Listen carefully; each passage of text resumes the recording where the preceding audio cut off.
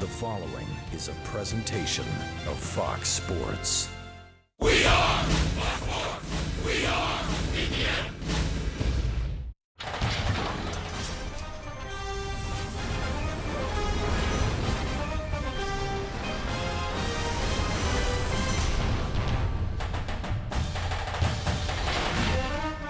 They have both played college football for 130 plus years. Today, they meet for the 107th straight year.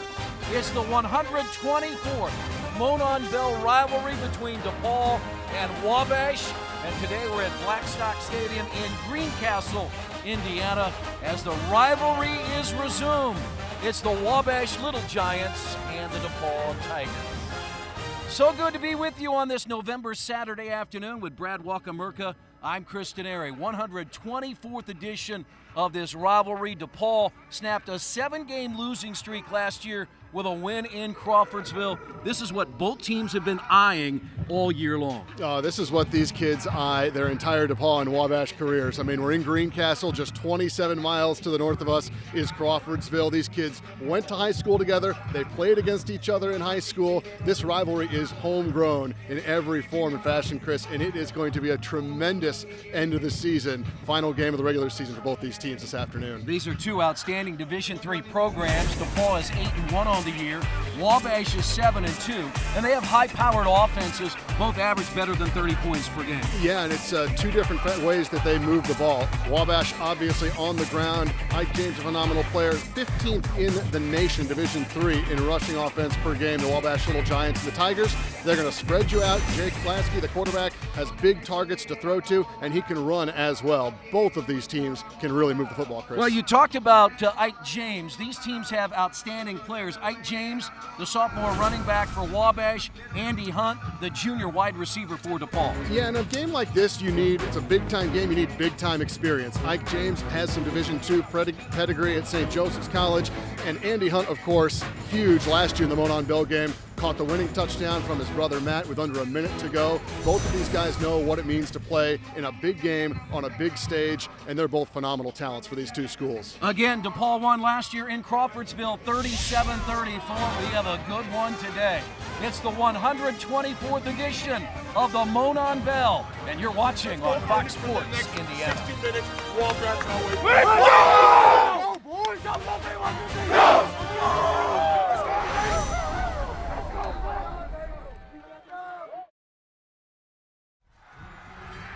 The Wabash Little Giants entering the field here at Blackstock Stadium in Greencastle, the 124th edition of the Monon Bell game. Wabash and DePauw. DePauw last won 2 straight in 2007 and 2008. They'll try to make it 2 straight after winning in Crawfordsville a year ago. With Brad Wochomurka, I'm Chris Denari. The third member of our team down on the sideline is Jeremiah Johnson. JJ? Picture perfect day for college football. The game time temperature 38 degrees, but the sun is out. It feels great. You know, this rivalry has a way of creating remember where you were moments. 1997, the coldest temperature prior to this one here in Greencastle, it was 31 degrees, but I remembered I was in the stands. I was a sophomore in college. The snow was coming down. It was windy as well, I may or may not have left at halftime. Watch the second half of the Delta House. Now they had to get the plow out onto the field to clear it out. The story goes that at one point the referee signaled for a clock to start, and the snowplow thought he was supposed to drive onto the field. Eventually they did clear that field off. DePauw won that game 14-7 over Wabash. About 6,000 fans were at that one. As you see today's weather, it is 38 degrees for this one. We're expecting around 10,000 fans on hand. DePauw and Wabash, the renewal of the rivalry, cannot wait, and really a great day. I left that game back in 1997 a little early. I'll be here the entire time and cannot wait to share some stories of the Monon Bell Classic. Thanks so much, JJ. Both Brad and I have memories of this game. I have memories in the press box because I've been an announcer for this game.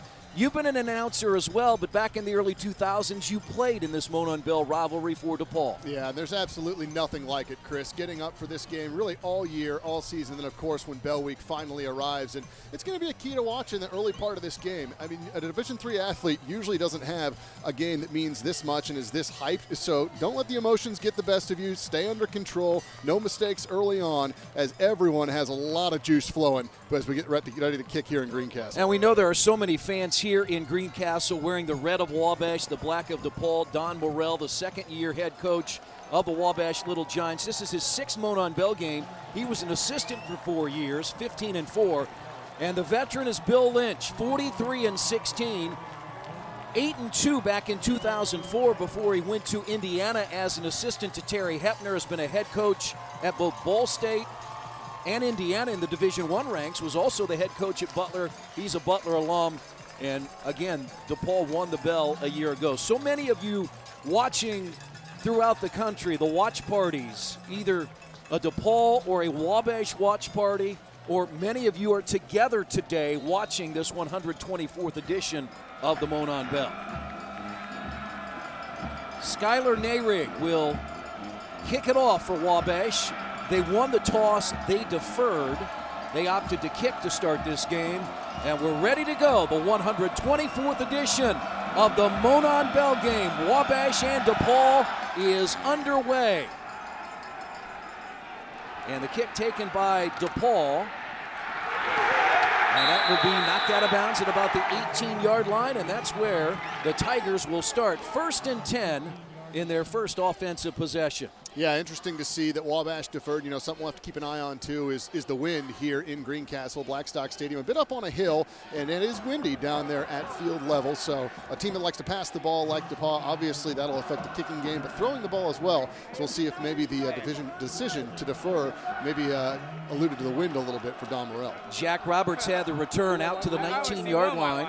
The quarterback, ironically, it's the 4th quarterback that DePauw has used this year, and he's a senior out of West Lafayette, Indiana, and that's Jake Lasky.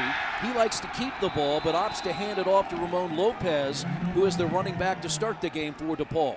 Yeah, it's kind of running back by committee for DePauw. You'll see several guys take handoffs from Lasky, and obviously with the weapon that Jake Lasky is with his legs, we'll expect a lot of carries from him as well. He's only 5'9", 169 pounds. 3 wide receivers here to the near side. DePauw does not use a tight end. They'll spread you out. Now Lasky, he'll run the football on 2nd down and get to the 21-yard line, and that's where Wabash's defense makes the stop. Deontay Simpson, a senior out of Phoenix, Arizona, there to make the tackle. Looked like there was a hole initially there for Lasky, and you see the athleticism of the Wabash defensive line quickly closing that and forcing 3rd and long for the Tigers. There are the backs and the receivers, the offensive line, a veteran offensive line, 4 seniors up front for DePauw on 3rd down. Lasky's pass is complete, and it's a 1st down.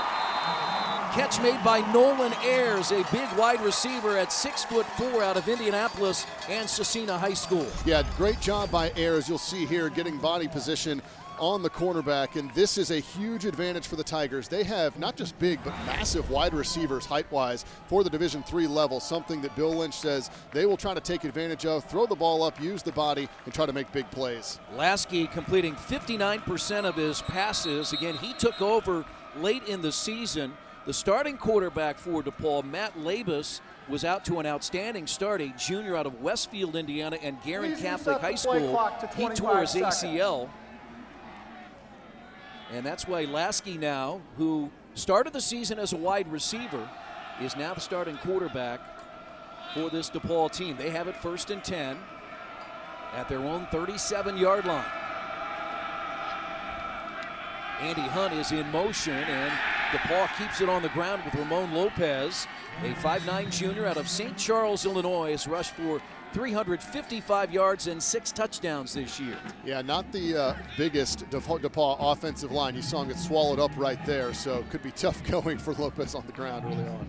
5 defensive starters return for Wabash from last year's Monon Bell game. Lucas Bucina, Clay Fullenkamp, and Deontay Simpson are up front. Some talented linebackers. Both these teams use the 3-4 defensive alignment as Lasky on 2nd down. That pass is complete, and it will be Ayers again for a catch of about 6 yards, setting up another third down for DePauw. Yeah, a little bit more manageable this time than the previous third down. Just get some chunk yardage right there, and now DePauw will have a chance to open the playbook a little bit on 3rd and 5. Well, one of the things the Tigers have done so well this year, 49% on third down. We saw them already complete a third down pass. 3 wide receivers again to the near side on 3rd down and 4. Lasky fires and incomplete.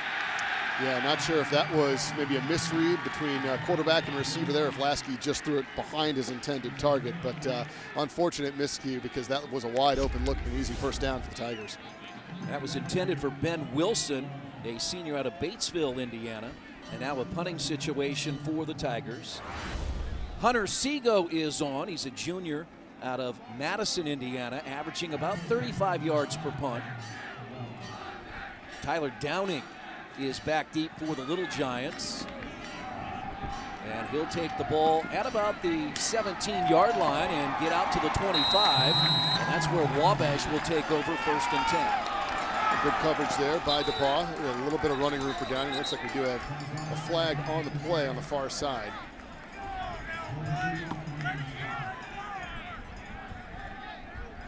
Grant Henderson is our referee today.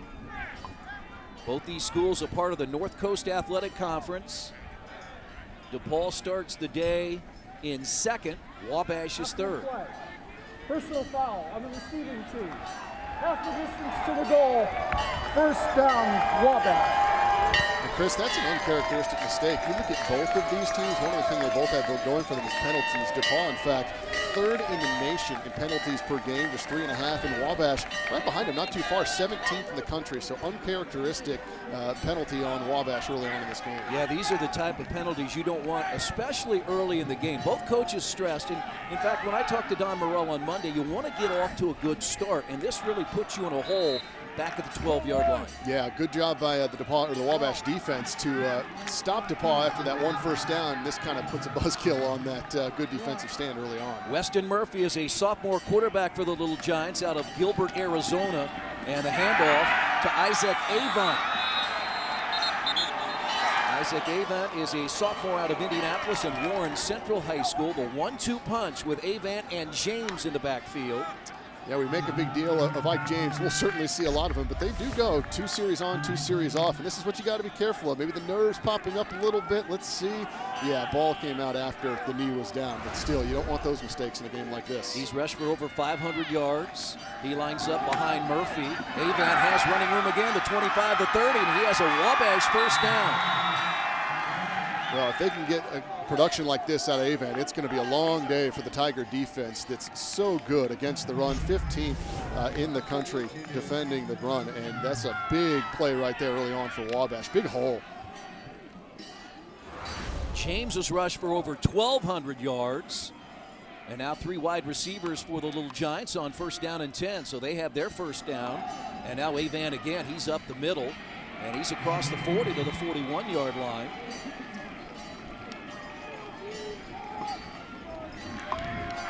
Wabash up front has an offensive line anchored by Daniel Kimball. He's a senior, right tackle. Those are the skilled players. Avant, Matt Pinola was the leading rusher a year ago. There's that offensive line, Slager, Lead, McAtee, Gutierrez, and Kimball. Avant gets it again. It's been all Isaac Avant, and he's wrestled back, but they'll give him the forward progress out to the 44-yard line.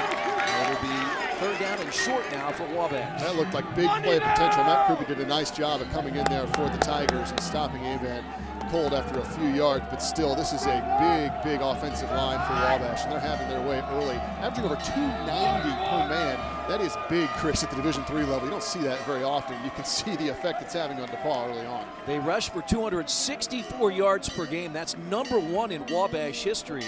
They are 1st in the North Coast Athletic Conference and 15th in NCAA Division III. And it looks like we may get a measurement here to see if Avant got the 1st down. Yeah, it looked very close. Not a whole lot of forward progress. Again, Krupa came up and made a nice stick on Avent, but after the penalty, Chris, on the punt, you got to like what you're seeing if you're Don Morrell here, really having your way early with the DePauw defense. Brad, again, you and I, we've talked about this. This is not just any rivalry. These are schools, as you mentioned in the open, 28 miles apart. Crawfordsville to the north of Greencastle. So many alums that work in the Indianapolis area. So many, as you said, brothers have played against each other. High school teammates have played against each other. When you look up and down the roster, I mean, and this is a game that there is so much pride for both schools. So much pride, and it continues even after today, Chris, because you're going to have kids on both sides of this game that go on to be co-workers or work in the same fields and have kids playing soccer together. So they're going to be talking about this game for a long, long time beyond this, not just teammates, but folks on each side of the ball. Wabash leads the overall series 60-54, and there were 9 ties. Since it was established as the Monon Bell rivalry, it's 41-38-6. Little Giants 28-26-5 here in Greencastle, and DePauw won last year in Crawfordsville. It is 3rd and short. The I backfield behind Murphy. He fumbles the snap as he pulled out quickly, and we'll see where they spot the ball. Yeah, this is probably the coldest game both of these teams have played all year by far, so you think that might be a factor in the ball security a little bit. Cold hands, cold muscles in between plays, a little bit of a delay there with the measuring. But Murphy did a good job at jumping back on that one. And that's a loss of a yard, and so the ball, Brad, is at the 43.5-yard line. It's about a yard short, and here early in the game, Don Morrell, the Little Giants go for it on 4th down. I like this call, though. You look at the way they've had success running the ball already, although they put Murphy out of the shotgun. Big play here early in the game. Ike James is in. James gets the call, and James is knocked behind the line of scrimmage. Wow. That is an incredible play. Ike James, the stud, one of the best running backs in the country, comes in to pick up really half a yard, and what a tackle there by the DePauw defense. Coming up from the safety position, I believe it was Hunter Seago. Wow, what a play by Seago early on. Huge momentum shift for the Tigers. So DePauw has the first advantage as Wabash is denied on 4th down. And the Tigers start now in Little Giant territory at the Wabash 43. Yeah, I mean, both these teams have had things that couldn't have worked out better and things that probably could have worked out a whole lot better than they did. When you look at DePauw getting stopped in that first offensive series, then Wabash with the penalty, and you think they're running right down the field. And here the Tigers now already in plus territory on the Wabash side of the field. 4 wide receivers for DePauw: Wilson, Andy Hunt, Jake Hagan, and Nolan Ayers. Man in motion is Andy Hunt as Lasky on 1st down finds Hunt out of the backfield, and he's knocked out of bounds at the 40-yard line. Gain of 3 for DePauw. 2nd down and 7 for the Tigers. Obviously a name we expect to call a lot this afternoon. Andy Hunt, did not see him involved in the first series, so not surprised at all to see Bill Lynch, even just on a quick little play right there, get his playmaker involved in the first play of this drive. That is his 150th career reception. He has 30 career touchdowns, 12 of them this year. He's a junior out of Indianapolis in Heritage Christian High School. There he is in motion, and a handoff, and the running back will be stopped at the 40-yard line and set up a 3rd down situation now for DePauw. Yeah, that's the kind of thing that probably drives a running back crazy. The first contact he made was with his own left tackle, Nick LaChapelle. Get out of my way, big guy, is what he's probably saying. He's trying to hit the hole. Instead, he hits a black shirt and only falls forward for no gain. 3rd down 7, 9 minutes to play here in the opening quarter in Greencastle. No score. The 124th Monon Bell game here on Fox Sports Indiana. A chilly Saturday afternoon. Lasky on 3rd down, and that pass is complete. And that's Nolan Ayers in the secondary, has a 1st down inside the Wabash 25. Again, 6'4" frame for Nolan Ayers. You see him go up and get this ball. He had a lot of separation, as you see here. Lasky a bit high, but Ayers, the great ball control and body control to get that 1 foot in. That's all you need in college, and he does a great job of tapping the line for the big game for the Tigers. 3 wide receivers here to the near side. Andy Hunt, Wilson, and Hagan, and keeping the football, and that's the run by Lasky. Lasky inside the 10. Well, there's Jake Lasky on the ground. We knew we would see that, and a great job on the play by Nolan Ayers, the wide receiver, blocking down the field. A quarterback loves that when he gets in the open field. Lasky using the legs right there. The Tigers are in great position early on in this one. You see Lasky that time, a huge hole, and it did not close. Well done by the DePauw offensive line. And there's Ayers down there blocking. Good job by the big fella. Lasky had 500 yards in their win against Allegheny. That was a DePauw school record. In that game, he threw for 413 yards and rushed for 87. He's rushed for over 400 yards now, the senior out of West Lafayette.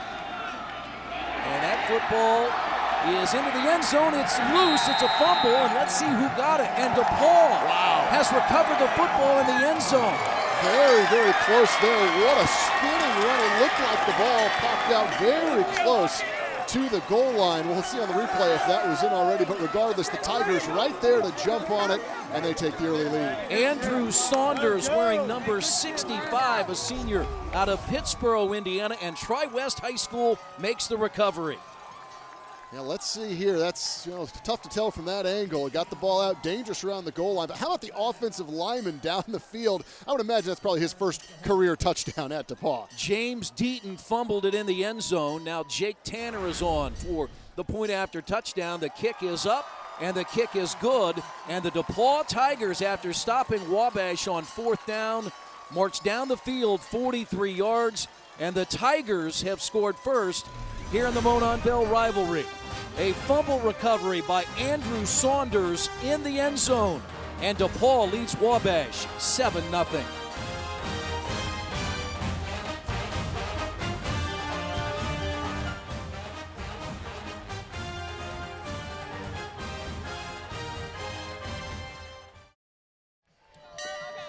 After last year's DePauw win, the Monon Bell is on the Tigers' sideline, and DePauw has taken the lead 7-0 on the fumble recovery by Andrew Saunders in the end zone. Back on November 22nd, 1930, that is a look at the game program. The game was played here in Greencastle, and it was a 7-6 DePauw win. You remember that one, right, Chris? I remember Were you there? that one. Yeah, okay. I've been around many of these, but not back in 1930 with Brad Wochomurka. I'm Chris Denari. Jeremiah Johnson is on the sideline. So glad to be with you here today on Fox Sports Indiana, our entire crew, on a 38-degree day in West Central Indiana. Jeremy Nutter is the kickoff specialist for the Tigers. And that will be a short kick, and it is fielded by Avant, and Avant had nowhere to go, and he's back to the 16-yard line. Another great play by the DePauw defense, stepping up to make the tackle that time. Looked like that was Chase Sadler. What a play by the kick return team for DePauw. After a lot of momentum with the touchdown, now they're able to limit any damage here on the kickoff. Well, one of the things Wabash would like to do in the throwing game is get Ryan Thomas involved, a 6'4" junior out of Martinsville, playing his first game since early in the season. He suffered a broken hand. And when you look at the passing game for Wabash, though it has been good here late in the season, it really struggled without Thomas on the field. Really did. He's a different wide receiver. He's bigger than the rest of the wide receiving core, and he can have a huge impact here this afternoon, and they go to him right here. He's number 5, and he can't haul it in. Coverage over there by Ryan Price. Thomas, 42 career catches, 561 yards. A year ago in this rivalry game in Crawfordsville, he had 10 catches for 108 yards. Yeah, and with Oliver Page, their top wide receiver from a year ago, out since early in the season, Thomas is really the guy now that needs to step up. It's not that the Wabash passing game, they don't have the talent on that side of the ball. They just haven't been able to make the connections with their smaller wide receivers that are inexperienced. High backfield, Murphy finds Matt Panola, and Panola has the catch, and he's knocked down about a gain of a yard. He's a junior out of Zionsville, Indiana. He was the leading rusher a year ago, but here comes Avant, here comes Ike James, and Don Morrell told me on Monday, you think about a young man like that who is getting the bulk of the carries a year ago, takes a step back. He's only rushed it one time this year. That's amazing. And it shows the depth that Wabash has, but also the sacrifices these kids will make at this level just to win and just to play football. Big 3rd and long here for Wabash. Murphy forced out of the pocket. We've got a penalty flag. It's over the middle, nearly intercepted. Probably a hold back in the backfield. DePauw will, if that's the case, decline it and force Wabash to punt out of its own end zone. Yeah, dangerous pass there. That ball probably should have been intercepted by DePauw and may have worked out similar to what a punt will be, but a bit surprised here. You see Don Morello going to the air 3 straight plays after having so much success running the ball in that first series and bringing Ike James in really for the first full series. And yeah, now DePauw's going to have another great chance to start in really good field position here following this Wabash punt. Penalty was on Kyle McAtee, the starting center, and DePauw declines the penalty. And now Alex Moore, a 6'1 sophomore out of Indianapolis, averaging 37 yards per punt, is on for Wabash. And back deep for DePauw. He's already had a punt return for a touchdown this year, and that's Andy Hunt. Very dangerous back there. Keep an eye on 17 if he gets a shot here. Looks like he won't. Nice high punt by Marr, but it sails out of bounds, and DePauw will have good field position again. And it's a 7-0 Tigers lead. Yeah, I expect we might see that a few times this afternoon. Wabash kicking away from Andy Hunt, especially down back in their own territory. A big weapon for the Tigers. And if you're DePauw here, all the momentum on your side right now. You've shown that you can run the ball a little bit after the big breakthrough by Lasky on the last series. Obviously, they've had success throwing the ball up to the bigger wide receivers. So really everything available right now to Bill Lynch and his offense. And we still haven't seen, other than one dump off, much of Andy Hunt yet. This is Bill Lynch's 6th year, his 5th straight. Remember, he coached back in 2004, won the Monon Bell. Tigers finished 8-2. This is their 3rd straight year with at least 8 wins, as Tanner Cleveland gets the call for DePauw. And in the 130 years of DePauw football, this is the first time it's ever happened. And the ball rests at the midfield stripe, ball at the 50, 2nd and 10 for the Tigers. Yeah, DePauw is so happy to finally get that monkey off their back and win the bell last year after 7 straight Wabash wins. But you talk about hungry, a Wabash team that hasn't lost it in that long. This team is motivated today. Another running back, and that's Cleveland again, a 5'9 sophomore out of Napanee, Indiana. He's rushed for 179 yards coming in and a couple of touchdowns. And that's just gravy right here, Chris. I mean, you expect Lasky to do it with his legs. You know he can do it, through the air. But I mentioned these running backs kind of by committee. No one's really stood out. You get 7-8 yards a pop from guys like Cleveland or Lopez, it could be a big, big day for DePauw. Andy Hunt, Jake Hagan, both in the slot at the top of the screen. On 3rd down and short, senior quarterback Lasky keeps it on the ground, has the first down. He's down to the 35. Yeah, and that's what DePauw wants to do. With Lasky being able to run the ball, you pretty much then have everyone blocked, other than maybe a safety that needs to come up and try to make a play like you saw there. That's why Bill Lynch loves athletic quarterbacks like this that can keep it, and he's able to get plus yardage in the first down there. Both these teams coming in off shootout wins a week ago, both on the road. Wabash won 48-41 at Allegheny. DePauw 37-32 at Kenyon. Cleveland has the carry again inside the 35 to about the 34-yard line. Yeah, that's a confidence play right there for the Wabash defense. A couple of big runs the last 2 plays, able to stop him for next to no gain on that one. So let's see if Wabash settles back in here, maybe get some pressure on Lasky. DePauw on the year rushes for 180 yards per game. They throw for 245, and Lasky through the air, nearly intercepted. And over there was Bishop Rhodes on the coverage. Yeah, Rhodes, had he been able to turn around maybe just a split second quicker, might have found that ball right in his hands and a chance to even return that one for big yardage. A little underthrown again. We've seen it a couple times from Lasky. Nice job by Rhodes. He is quick. He's their leading sack man, and he's out there in coverage as well. That was intended for 6'5" Ben Wilson. 3rd down again for DePauw. Remember, 49% they convert prior to today's game. That's up in the air a long time, and the catch is incomplete. It may have been out of bounds anyway. Yeah, that's a tough one. Again, we mentioned they're going to look at jump balls. I expect we'll see many more of those throughout the course of the afternoon, but throwing kind of across your body, across the field, even at that height advantage, you're not going to complete that very often. Tough play for DePauw. That was Henry Weberhunt on the coverage for the Little Giants. Yeah, I think if Bill Lynch had about a 3rd and 6 or better here, he might have thought about going for it. 4th and 9 now, a little bit long, so a pooch punt opportunity here. You just try to hope you can pin Wabash inside the 10, 15-yard line. Yeah, play a field position game. Seago back to punt. He'll let it go from the 45 and kick it toward the corner. It goes out of bounds, and let's see where the official will mark it. Jeremiah Johnson's down there making a play on the sideline. down to the 17-yard line, and that's where Wabash will take over as the DePauw Tigers have the early lead. 5:33 to play in the first. 7-0 DePauw.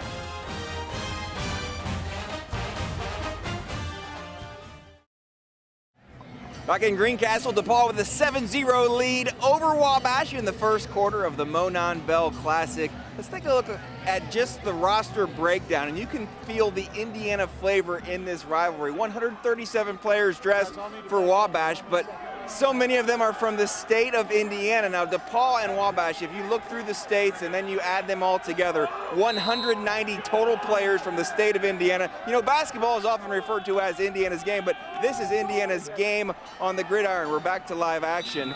If you love Indiana high school football, the high school football in this state is spectacular. You're seeing virtually a who's who, as you've referenced, guys who played against each other in high school, guys who were teammates in high school. They're all in the same field today. Well, Brad Wochomurka played his high school football at Columbus East. I was a high school basketball player at Westfield. We both gravitated here to this rivalry, you to Greencastle, me to Crawfordsville, and throughout central Indiana especially, you see so many players, whether it be football, basketball, any sport, that are either recruited by Wabash or DePauw. Yeah, absolutely. I mean, Bill Lynch talked about it to me earlier this week when he said, I've sat in the same room recruiting, 10, 15 guys from a couple of schools, and 7 and 7 end up splitting up where they go, Wabash to DePauw. It's very, very difficult for these coaches in this state to really have success over the other program because so many of these players end up splitting where they end up spending their college years. You're recruiting the same kid, it's the same type of kid academically, same profile of, the liberal arts college and institutions and education. So it's a very interesting recruiting battle that these teams have to wage. Another third down for Wabash. They have just one first down here in Greencastle over the middle, and that pass is complete. Rashawn Jones, a sophomore out of Indianapolis and Lawrence Central High School, gives the Little Giants their second first down. God, what a great play by Weston Murphy. Watch him look off the defense right here in the last minute. Up, flip it over. There's the wide receiver wide open. Nice play that shot by Murphy, and it looked like for a minute Wabash was going to be forced to punt and give DePauw good field position for the third time. That is a huge play after a really big defensive stand there from Wabash too. So now some momentum on the sideline of the Little Giants. Wabash approaching 50 total yards here in the quarter, 83 for DePauw, and that pass out to Panola, the fullback. He has running room. 40, 45, 50 into DePauw territory. Matt Panola coming in, 16 receptions, 186 yards.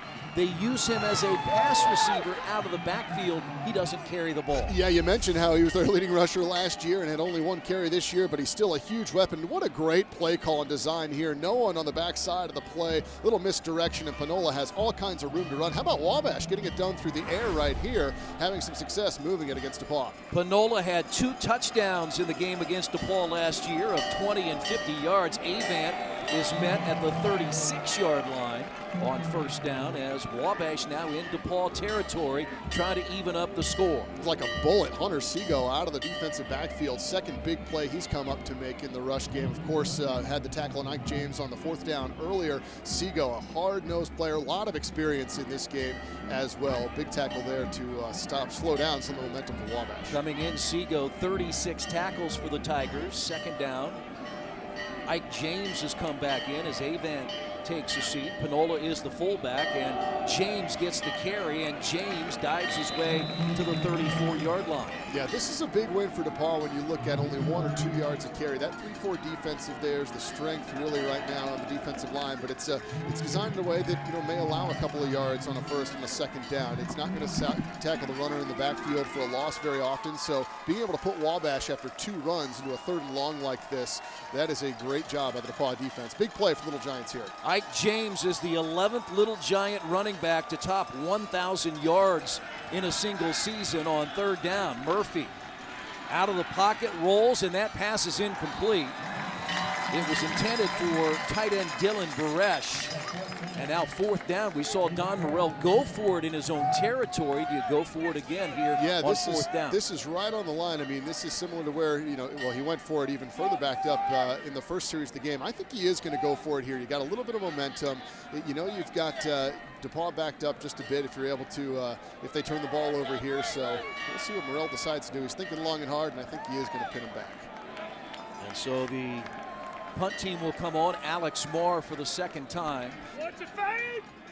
And Andy Hunt will be the deep man back for DePauw. Yeah, a couple nice pass plays on that series, but you did see on the last one some of the accuracy issues that Murphy's having. I think, again, 4th and 7, you probably have to go to the air. Morrell not as comfortable there. And Marr will look to the corner, and that punt will get a good Wabash bounce, and they will pin the Tigers inside the 10. So we saw Wabash start with some bad field position, and now DePauw will start inside its own 10. Yeah, big play right there. Just kind of flipped the field, if anything, Chris, because Wabash was backed up to start this series. A couple of nice chunk plays, and, you know, hey, hindsight's 20/20. Great call by Don Morrell to go with the punting unit, and he's pinned DePauw back deep in their own territory. So Lasky will bring out the DePauw Tigers. Again, we mentioned he really is the 4th quarterback. Matt Labus started the year, a junior out of Westfield.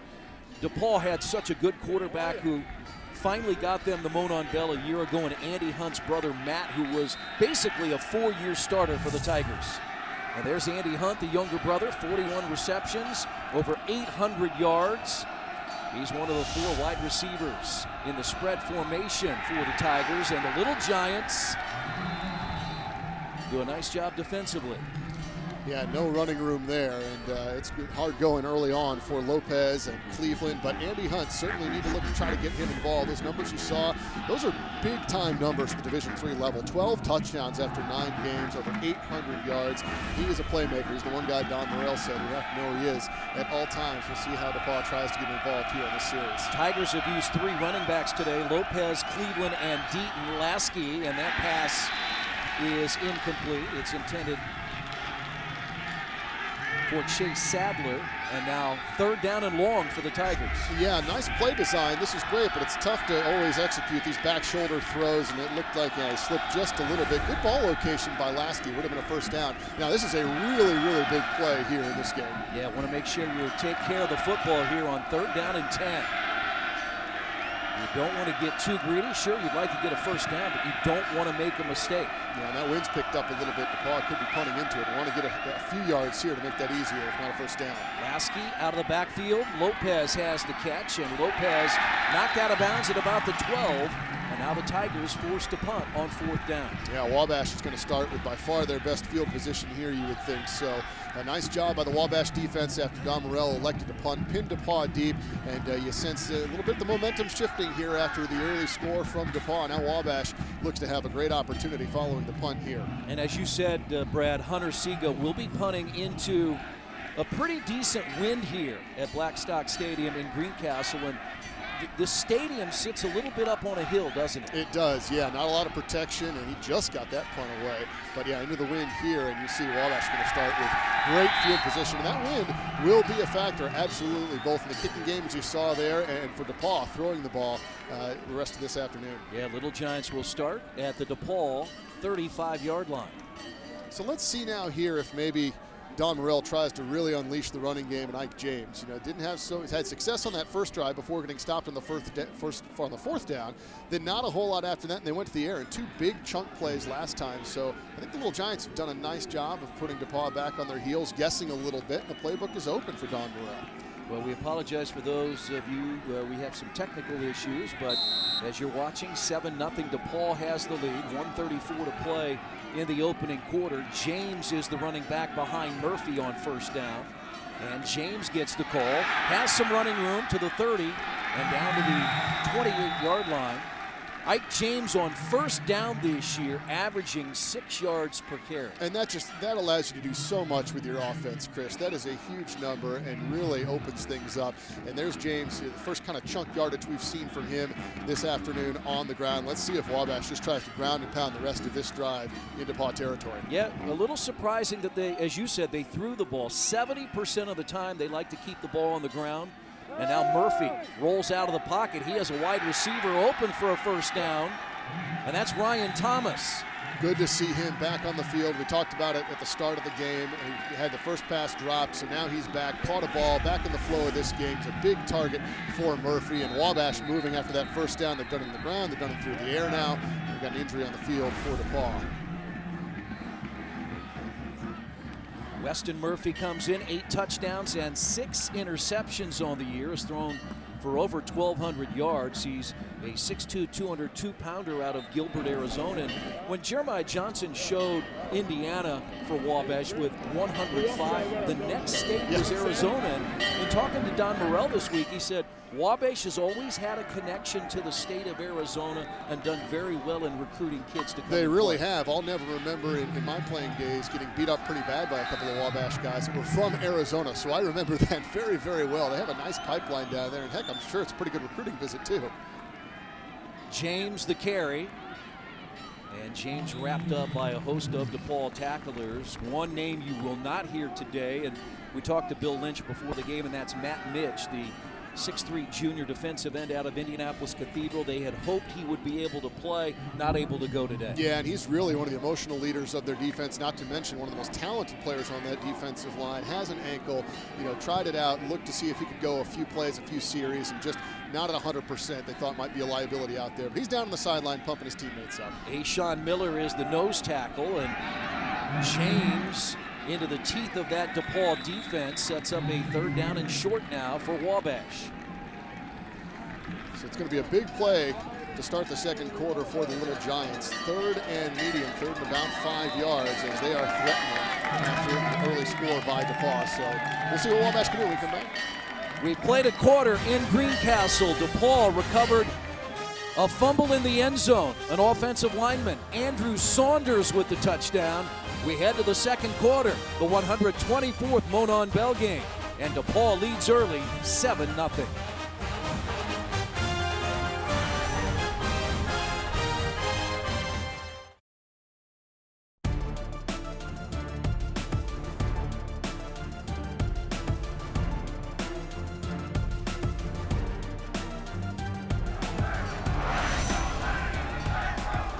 So much history in a rivalry that started back in 1890. Wabash and DePauw for the 124th time meeting in the Monon Bell game. We're in Greencastle, and Wabash has it on 3rd down. Weston Murphy rolls out of the pocket. It is complete and will be a 1st down, and that's Ryan Thomas again, the 6'4" junior out of Martinsville, and 1st down and goal now for the Little Giants. That's a huge grab by Thomas, going down to make sure he had it. It looks like Murphy limping a little bit. There was a lot of pressure behind. If he gets that ball off or waits a half second longer, that might have been a sack or even worse, a fumble. Great pressure by DePauw, but even better by Wabash to execute. And now 1st and goal, knocking on the door.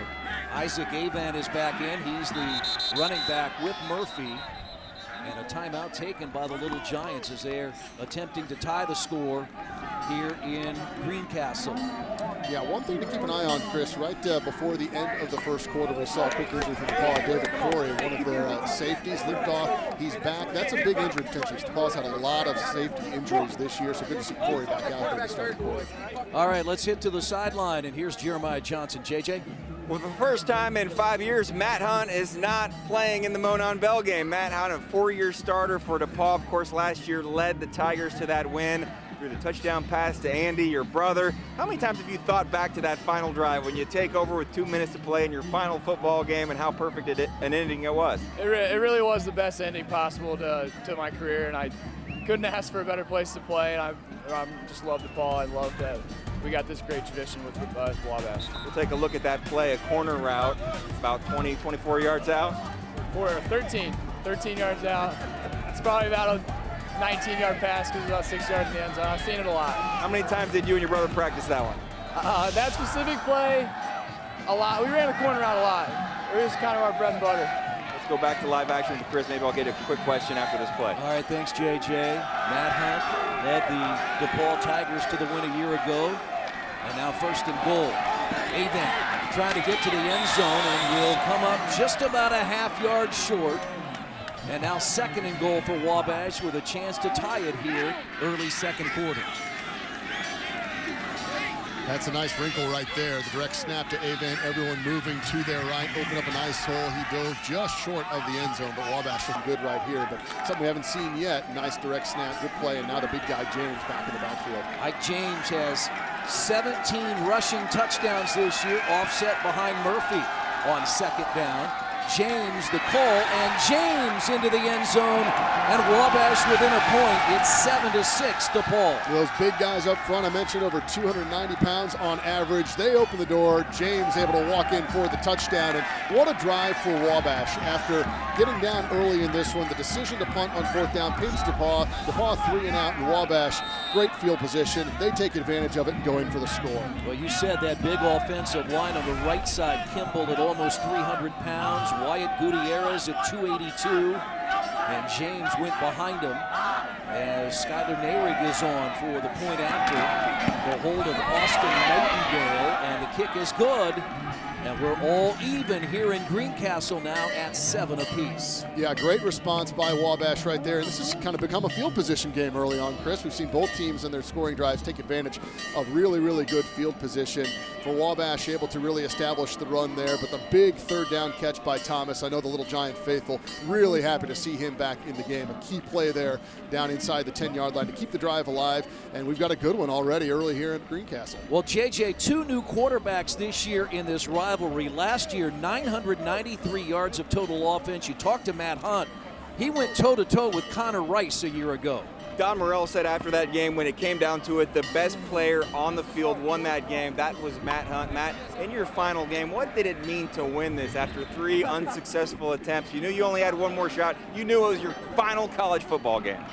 Yeah, I mean, I was pretty nervous going into the game, just knowing that all the history, and didn't want to be that class that didn't ever win a bell. So it meant the world, and all my friends. It was just it was a perfect ending, like I said earlier. Couldn't ask for a better ending to our careers. You okay watching this one, or do you want to put a helmet on? I'd love to put a helmet on, and I'm pretty fired up in the end zone down there. He said he just went losing my voice, that's for sure. He said he just wants to stay on the sideline with me, so he doesn't have to go back to the stands. He might sneak into the locker room at halftime, guys. Wabash has won the last 4 here in Greencastle, so you heard Matt Hunt talk about how gratifying it was to win in Crawfordsville a year ago. Nehrig is on to kick it off as we're tied now with 14:04 to play in the second quarter. And that kick will be taken about a yard deep in the end zone. And Wabash will stop DePauw shy of the 25-yard line, and that's where DePauw will take over 1st and 10. Yeah, Green, a little hesitation there, deciding whether or not to bring it out. Ultimately did. Maybe cringe for a second, but he's able to bring it back out across the 20-yard line. And I'll tell you, Chris, one of my favorite memories of any game that I've been able to be a part of was last year on the field. Matt Hunt, his brother Andy, after that connection, so just seeing Matt talk, to be in the middle of those two for the first Wabash, or for the first DePauw Bell win in 8 years was really a unique experience to interview those two right after that game. What a play, what a game it was, back and forth, Rice and Hunt, 2 amazing quarterbacks. It's so rare now to see 2 first-time starters in this game. Matt Hunt a year ago rushed for 159 yards, 3 touchdowns, threw for 241. His younger brother Andy Hunt on the field for a 3rd year here for DePauw on 1st down and 10. Jake Lasky is the quarterback, the 5'9" senior out of West Lafayette. 3 career rushing touchdowns. And again, you look at his numbers, and you know it as well as anybody. Bill Lynch likes to have that athletic quarterback that can throw and can run. Lasky rushed for 134 yards earlier this year against Denison and 87 more against Allegheny. Now he throws. And that pass is incomplete. Hell yeah, that's a catch. And the coverage over there by Brian Parks. Yeah, it looked like Grizzard had that for a moment. Nice job by Parks to break that up. You'll see here, a bit of a low throw. Grizzard goes down. Oh, just sitting right there at the last moment, hits the turf. So, again, another crucial 3rd down early on in this game. No one seems to have 3rd and short. It's all 3rd medium, 3rd and long, and a big play here for DePauw backed up. DePauw has 8 different wide receivers they can count on. Here it is 3rd down, and that pass is incomplete. And so all of a sudden, a momentum shift. It was intended for Jake Hagan. Again, Wabash went down early 7-0 in their own territory, went for it on 4th down. Ike James was stopped. That led to the DePauw touchdown, and now all of a sudden, the field position has shifted into the Little Giants' favor. Absolutely. That's a huge, huge stop for Wabash coming off the touchdown to get DePauw 3 and out. You wonder, we've seen it from Murphy, we've seen it from Lasky a little bit, some inaccuracy. You wonder if the cold is playing a factor here, if it's the nerves from the big game. But both quarterbacks have missed on some relatively easy passes and open wide receivers. Seago is back to punt again for DePauw, a high punt. And Downing will call for the fair catch at the 35-yard line. We'll head to a break. DePauw scored first. Wabash has matched. We're tied at 7 in Greencastle.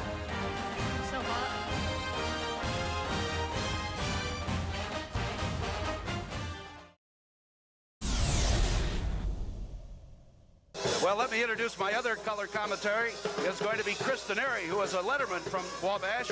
And Chris, welcome. Thank you, Dick. I haven't been around quite as long as Tom has been, but I've seen many a Monon Bell game, a great football game, and it's always good to have it here in Crawfordsville. President Salter, the Little Giants up 20-3 early. It's tied now. What happened? Well, I think DePauw stole from the Wabash book. That's our kind of comeback, and here DePauw did it to us. So we'll just have to wait for the second half. I'm glad I'm a little older now, Brad. That was 30-plus years ago. My chance to be a part of the Monon Bell rivalry with Brad Wochomurka. I'm Chris Denari. So glad to be with you for the 124th edition, our first telecast here on Fox Sports Indiana, as Wabash has the football back on 1st and 10. That's Ike James out to the 30-yard line. You know, so great to be a part of this rivalry. And you and I have known each other a long time. And as you said, so many friends. When you go to Wabash, whether you go to DePauw, you work with people.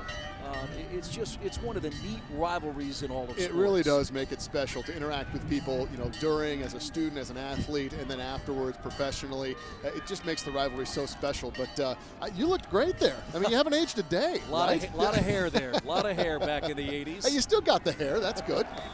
James is wrapped up at the 30, set up a 3rd down and long now for the Little Giants. Yeah, Wabash had a holding penalty on that punt before we went to break, and that set them back a little bit. So again, field position key right here. And now again, 3rd and medium, big play for both of these teams here. DePauw trying to gain a little momentum back right now in favor of Wabash. Ike James is a sophomore. He played last year at St. Joseph's in Rensselaer. Not only did the football team disband, there's no more St. Joseph's College. And so James, who was recruited by Wabash, is now with Wabash as Rashawn Jones is stopped. That'll be no gain in a punting situation for Wabash. Great job by the DePauw defense coming up to shut down that pass play right there. You'll see it coming over the middle. Jones, a smaller guy, but a very quick wide receiver, but just nowhere to run. Brody Good, the 5'9" sophomore out of Avon, number 43, made the stop, and now Alex Marr is on again to punt. Wabash with 116 total yards. DePauw has 93, and that punt is against the wind, taken by Andy Hunt. Hunt gets across the 40 and wrapped up. Again, so good field position for DePauw. And now the Tigers going with the wind at their back. Didn't work out that first series of the second quarter. We'll see if Lasky is able to go to the air, a little more success here. And, you know, we're still sort of waiting for that big play from Andy Hunt. Touched the ball there on the punt return. We'll see if, again, maybe Lynch goes to him early on this drive to try to get him involved, or relies more on the legs of Lasky the way they had the last few possessions. Artie Akiwa, sophomore out of Crown Point, Indiana, made the stop for Wabash. And members of the Sphinx Club of Wabash College. Again, Wabash, 28 miles to the north, all-male institution, a co-ed institution here in DePauw. Has made for a lot of fun in this rivalry over the years. He's hit on the pass. It's intended for Hunt. It's incomplete.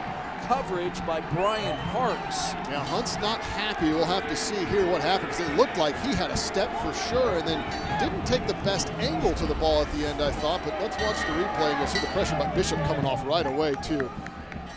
Oh, hit Lasky right as he threw.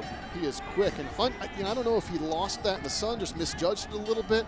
He clearly had a step, but went one step too far inside instead of taking that deeper where the ball was thrown. Bishop Rhodes with 8.5 sacks on the year. Nearly had the sack of Lasky on first down. 2nd and 10 DePauw. And they go to Ayers, who makes the catch. He has the first down. He beat Brian Parks to the ball. That's a great job by Ayers. We saw Lasky try that back shoulder throw earlier in the afternoon in the first quarter, and that time he hits on it perfectly. Ayers able to stop, turn, make the catch, use the body, and fight for the first down yardage. Big play there for DePauw, who had been shut out the last couple of series. DePauw's only loss this year to Wittenberg. Wabash also lost to Wittenberg, as well as Ohio Wesleyan in the North Coast Athletic Conference. Lasky on first down a few yards. And as you look at this, Matt Hunt played his final collegiate game a year ago. If DePauw would win today to finish 9-1 and second in the North Coast Athletic Conference, there's still a shot that they could go to the NCAA tournament. Yeah, I think the RPI and the Sagarin probably are easier to figure out than things like the Division III playoff selections, especially for an at-large. But DePauw does have a shot. They need a win here, maybe a convincing one, and then some help. So certainly a lot on the line for the Tigers besides just the Monon Bell. Nowhere to go for James Deaton, and sets up a third down. We've seen both of these teams in, as you said, 3rd and 6, 3rd and 7, third down situations. Absolutely. Another key one coming up here, because a chance to drive deeper into field and play field position. I think you get a first down here, then you're probably in 4-down territory for Bill Lynch in the Tigers. And again, a little momentum with Wabash right now. DePauw trying to flip that. So we'll see, maybe this is an opportunity to get Andy Hunt involved. Andy Hunt is in the slot here to the near side. Jake Hagan is out to the left. It's intended for Hunt. He has the catch, and he has a DePauw first down. And that's the kind of throw that we haven't seen really any quarterback be able to connect on yet this afternoon. Very accurate, though. Hunt able to get the separation on the out route. They get their playmaker involved. He picks up the first down, and now DePauw in 4-down territory for sure in driving. Andy Hunt was also a high school hockey player. When Bill Lynch recruited him to join his brother Matt, there was a thought that he might go and play club hockey, but they were able to convince him to come to DePauw. He's been an outstanding wide receiver on first down and penalty flag, and a motion penalty against DePauw. Yeah, a little bit of movement up front there. Prior to the snap, false start, number 72 of the offense, 5-yard penalty, repeat, first down. You hate to see that after you pick up a big first down. Now you're set back 5 yards. We mentioned earlier, DePauw, one of the least penalized teams in the nation. First one of the afternoon on the Tigers, and that'll put them in 1st and 15. Ball in Wabash territory, inside 10 minutes to play in the second quarter. If you're just tuning in, DePauw scored first. Wabash has answered. We're tied at 7. You constantly hear the ringing of the Monon bell on the DePauw sideline. They won it last year after 7 straight Wabash wins, a run by Lasky. Yeah, don't adjust your TV sets, right? It's nothing inside. It's just the bell ringing down on the DePauw sideline, and it will continue to do that all afternoon. Whoever has that bell, it's a constant during game day during the Monon Bell Classic. Brock Heffron made the stop for Wabash. 5'11" junior, another Arizona kid out of Chandler. He's had 2 interceptions this year, and here we are on 2nd and 11. Running back is Deaton, behind the quarterback Lasky. 4 wide receivers. Ayers is here to the near side. And Lasky looks to Ayers, and it's broken up, and that's Parks. Yeah, I think that one telegraphed just a little bit. Right as it took the snap, Lasky started looking that way. Parks made a nice play. You also had, let's see, from the outside linebacker position, yeah, you had Bishop Ayers, or Rose rather, coming over too. That would have been a tough catch, and even had it been a catch, would have gone for a minimum gain. Brian Parks coming in, 20 career pass breakups, add another one for the senior out of Indianapolis and Arsenal Tech High School. Another 3rd and long situation, 3rd and 11 for the Tigers.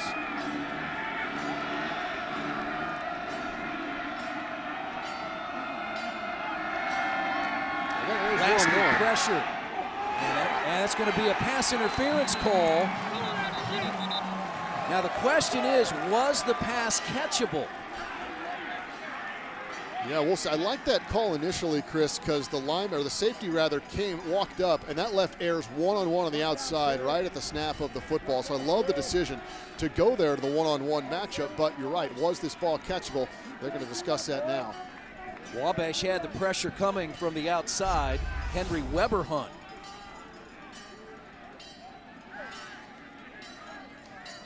That's a tough one right there. I mean, Ayers is 6'4", so the definition of catchable might be a little bit different than a smaller wide receiver. It's number 2. 15-yard penalty and an automatic first down. So a big penalty inside the red zone against Wabash, and Brian Parks gives DePauw 1st and 10. I do love DePauw, though, taking advantage of that matchup. It was true one-on-one on the outside. You saw it when the ball was snapped. Love the decision to go to Ayers. Do I think he would have caught the ball? Probably not, Chris, but was it catchable? The referees deemed that it was, so that's a huge penalty, a big break for DePauw, and a tough one for Wabash there, as they would have had DePauw really thinking of what to do there on 4th and long. The line of scrimmage was the 27. Grant Henderson, the referee. They will spot the football now just outside the 10-yard line. And so 1st down and 10 for DePauw, with a chance to regain the lead here in Greencastle. Got Deaton in the backfield with Lasky. Haven't seen him touch the ball much this afternoon. 2 tight ends now for DePauw. In motion is Hunt, and Deaton is wrapped up for a gain of about 1. That was dangerous right there. The snap dropped and the exchange a little shaky from Deaton, who was hit right away. That could have had a disaster written all over it. Nice job by Deaton just to hang on to the football. Brett Dietz is the offensive coordinator for DePauw. A veteran coaching staff that Bill Lynch has assembled in his 2nd tour of duty here in Greencastle. 1 season back in 2004, he was the head coach, then off to Indiana. A couple of years in the administration athletically at Butler, his alma mater. Now back coaching the Tigers, and up top, that pass is complete, and it's a touchdown to Jake Hagan. Wow, what a catch by Hagan. Goes up to get the ball, hangs on to it, I believe, over the Wabash defender. That ball was thrown a little bit low for a fade, and just a phenomenal play by the wide receiver Hagan to hang on and to get a foot in bounds and give DePauw the lead. 6th touchdown reception of the year for Hagan, his 13th career, and the senior out of Cardinal Ritter High School in Indianapolis has a Monon Bell touchdown. Yeah, and in these days, the NFL, Chris, what's a catch, what's not? I think that would have passed all the tests there. Got the foot in bounds as well. That's a phenomenal effort and play. What a catch by Hagan, and you know what? That was a great throw by Lasky. That was perfect. Well done by DePauw. 11th touchdown pass of the year for Lasky. Tanner on for the extra point, and that kick is good. And the DePauw Tigers come right back. They score on a 10-yard pass play from Jake Lasky to senior Jake Hagan. The Jakes make a connection, and it's 14-7 DePauw in Greencastle.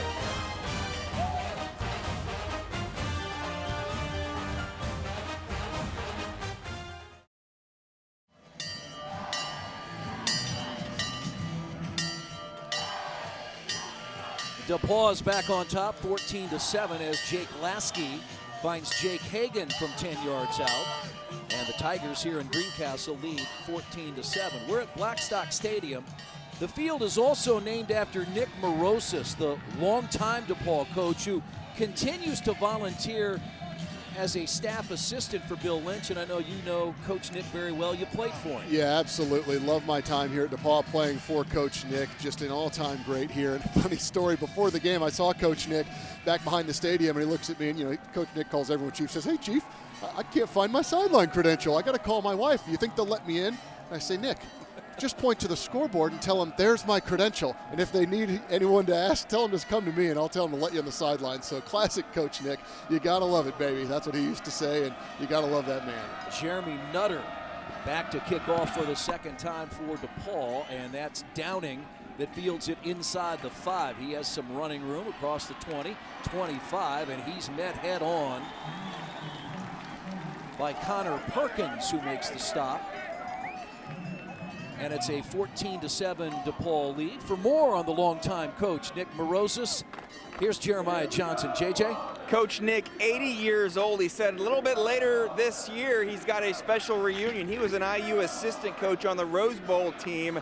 And another story about him having to not have his credential or have to be escorted out. A couple of weeks ago, a cold practice, rain. Coach Lynch was like, you know, I think Coach Nick needs to get out of here. He's 80 years old. I don't want him to be out here in this bad weather. And he didn't really want to go. And he eventually just had to make him leave the practice facility, leave the stadium. Coach Lynch told me some freshmen looked at him with eyes wide open. They said, "You're kicking out the guy that's name's on the stadium?" Well, sometimes you got to make sure he stays healthy for the 124th Monon Bell game. That's Ryan Price that knocked that pass away. 2nd down and 10 Wabash. Coach Nick just for so long was DePauw football, and I think my biggest regret was not that we didn't win the Bell game my senior year, but that we didn't win it in Coach Nick's last game, unfortunately. So what a tremendous individual, a great coach, and to see him around the program and doing what he's doing, look at him there, just into the game every play. A tremendous individual. I mean, so many great coaches in the rivalry. I think about Wabash, Stan Parrish, Greg Carlson, and that pass is complete. Baresh has it, and that's a Wabash first down. Now they're going to say that he was down. The DePauw players are saying that it should be Tiger football, but they'll say Baresh was down. 1st and 10, Little Giants at their own 41. This was a great catch by Baresh. Krupe got a hand in there on it, but that was very, very close. Let's take a look here. DePauw may have a beef. Yeah, that looked like that was falling. No replay at the Division III level, but that should have been DePauw football. Avant. He and Ike James split the running back duties for Wabash. Yeah, we'll take one more look, and you'll see Baresh. Because Krupe did get a hand on that ball. It's hard to kind of tuck it away and secure, and tough to see from that angle. I think that first angle, though, showed that the ball was out. And if you're DePauw here, and they did just on this first down play, you pick it up, you move on. You know there's no replay. You can't let that get you down. A nice job on that last play. And for Wabash, take advantage of the gift and see what you can do on offense. And that was Zach Williams that had the football, but it stays with Wabash. Talking to Don Morrell early in the week, I asked him, how do you decide, Avant or James? And he said, they really work it out among themselves as that pass is complete. And that's Kirby Cox. A 5'9" senior out of Indianapolis makes the catch. And now 3rd and short for the Little Giants. He said they really work it out, and as you said, they sort of alternate series. Yeah, they really do. You look at the stat sheet and you think, why would anyone else even play or need to play with Ike James? But Avant's really a nice compliment, a nice player in his own right, and they do really split time evenly and depending on the scenario. So, again, another big 3rd down coming up here for Wabash near midfield. And the one thing that DePauw wants to do is take away the big play from Wabash. Avant had an 80-yard run last week against Allegheny. He's had a 63-yard touchdown against Worcester as James has it, and James fights his way close to a Wabash first down inside DePauw territory. And that's what extra muscle and size will do for you on initial contact. That is not a first down, and James able to plow through the defender and lurch forward for the first down. Great play by Ike James. That's why he's out there on those 3rd and 2, 3rd and 3 scenarios, and Wabash gets a huge first down.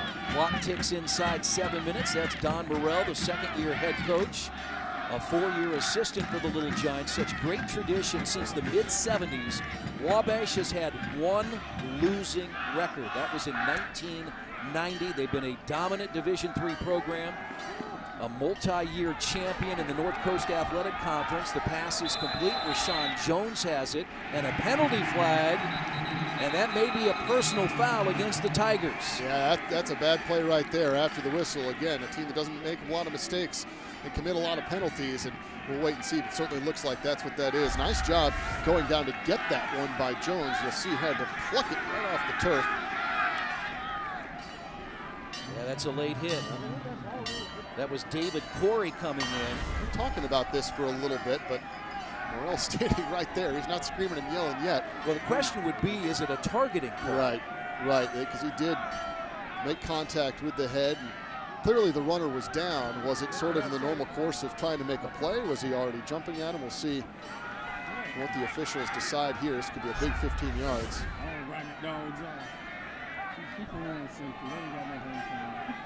Well, I don't actually think that's a late hit. I think the question is, you're right, Chris, is it a targeting? Did he hit him in the head? I mean, he was already moving in to make the tackle as Jones was falling to the ground.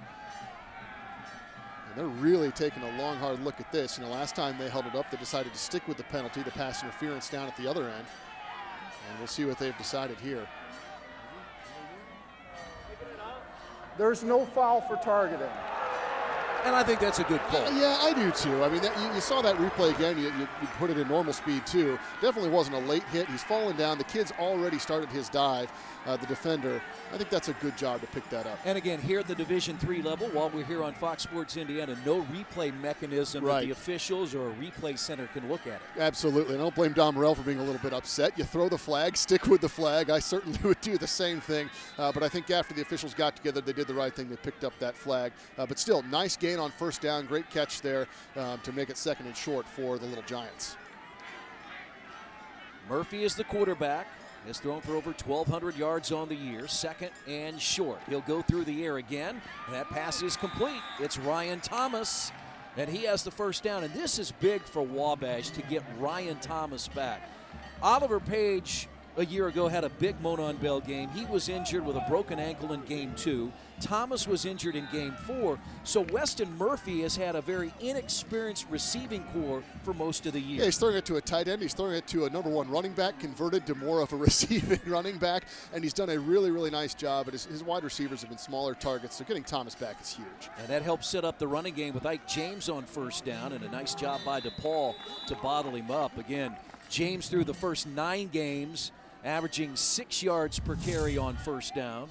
And that's the ground and pound combo. James up the middle, Avant on the outside. Yeah, these guys really do complement each other nicely. And you saw James there again, just kind of fighting for the extra yards. 17 touchdowns. I mean, that's a lot when you get to the Division III level, especially in just 9 games, over 1,200 yards. These two guys really complement each other nicely, and they've combined for a nice job in this series for Wabash as well. And he has the Wabash touchdown today, his 18th of the year. James gets the call again to the 30-yard line, but a 3rd and long situation now for the Little Giants as we approach the 5-minute mark of the 2nd quarter. I mentioned it earlier for DePauw, getting just gains of 1, 2, 3 yards. That's really, really net positive for their defense against a guy like Ike James. His 3-4 defense, which what a great story by Bill Lynch. They moved after years from a 4-3 to this 3-4 simply because it's easy to recruit. There's not many big defensive linemen that you can recruit and have depth at the Division III level. So let's take advantage of the smaller athletes we have at linebacker and switch to a 3-4. 3rd and long, Wabash. Murphy out of the pocket. Murphy will be hit. Murphy will be short of the first down. Coming over to make the stop is inside linebacker Zach Williams for DePauw. Yeah, and that's a great job by Williams because he came off a block to make that tackle. It looked for a minute. It looked early on like Murphy wouldn't have a shot at the first down. He had a blocker downfield right here, and then Williams just eluding that block and the inside man from his own team and was able to make the tackle to get 4th and short. And Wabash is going to attempt a field goal here. Skylar Nehrig is 5 of 11 on the year. They'll spot the ball, and they're just going to throw it wide open. Is Kirby Cox, and Cox has the first down. Wow, what a play, what a deception. Wabash, I think in the substitution, we'll have to take a look at this, but just left a guy on the field. And I got to tell you, Chris, I was shocked they were going to try to kick that field goal into the wind. Yeah, absolutely. This is long, and look, there's nobody over there. Kirby Cox is hiding along the sideline, that white jersey uncovered as Austin Nightingale, the holder, the backup quarterback, completes his 6th pass of the year. Oh, that's amazing. What a great play call there. Perfect area of the field to do it. Wabash with new life on this series. Great job by Don Morrell, and even better execution. Sometimes those trick plays are hard to pull off. Great job by the Little Giants. James is the running back, and James nowhere to go, stopped at the 15-yard line. Well, all week long, we knew that this would be a matchup of an outstanding running game for Wabash and an outstanding rush defense for DePauw. I mean, Brad, coming in, the Tigers giving up just 60 yards per game on the ground. Yeah, top 10 in the nation, and you've seen the stoutness of that DePauw defense, but it's been some key pass plays, some big chunk plays earlier in the game from Wabash. There's been some really nice pickups on 3rd and short. Here's the field goal again. Let's watch.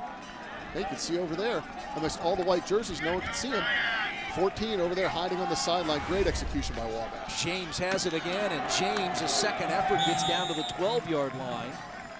And 3rd down and long now for the Little Giants. Again, you saw Kirby Cox go over. Weston Murphy left the field. Cox was going with him and stopped just inbounds. And Chris, that's the advantage of being able to dress, over 100 kids there in white jerseys on the sidelines. You can really lose them in the scrum of the white jerseys over there. What great execution by Wabash on that. And now again, another big 3rd and long here in this game here for the Little Giants. Just 25 yards on 11 carries today for James, who comes in having rushed for 1,200 yards, and a timeout taken by DePauw.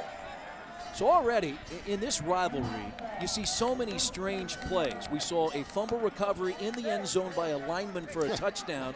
Now we see a fake field goal that the pass is complete to an uncovered little giant. Yeah, and we talked about Nick Morosis earlier. That was always a hallmark, I think, of his DePauw teams. What will they pull out of the hat? What trick plays will they do? We've seen Wabash succeed in several trick plays over the years. So you're right. It's either a trick play, it's a crazy play, it's something you're not expecting, and we're not even a half into this game. And you mentioned the fumble recovery offensive lineman, that field goal fake right there. So the Monon Bell certainly has it all, and it's fun to watch when these teams are executing on plays like that.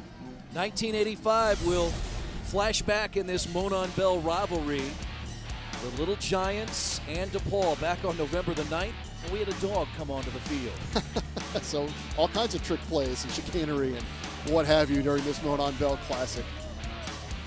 I don't know if that was a DePauw, was that a DePauw dog, a Wabash dog, a stray dog maybe from here in Greencastle, but it was a 28-8 win that day in Greencastle by the Wabash Little Giants. Again, Wabash has won the last 4 here. DePauw's last win here against the Little Giants, 2007. They won 24-21. 3rd down and 8. Murphy has some time, and that pass is short. It's incomplete. And now will Don Morell go for it, or will we bring in his kicker, Skylar Nayrig? You can tell, and the kicking team will come on. You can bet DePauw will be watching closely over on the sideline there. Make sure no trick plays again. But what a great job that time of pressuring the quarterback by Chandler Nicholson of DePauw. DePauw started to get after Murphy just a little bit more here in the second quarter, and that time the pressure led to the poor throw by Murphy on the 4th down. Nightingale will spot the ball. It'll be a 30-yard attempt for Nayrig, who is 4 of 5 between 20 and 39 yards this year. And it's a fake. Nightingale looks. It's complete to Pinola. He's out of bounds at the 6-yard line. Make it the 5. Will it be enough for a first down? Wow. Going back to the well. I don't think I've ever seen that. 2 fake field goals on the same series, but does he have enough for the first down? Again, kicking into the wind, you can't blame him for going for the first down, but this is short, I would think. They have marked it at the 5, and they are saying first down Wabash. Wow, not even a measurement.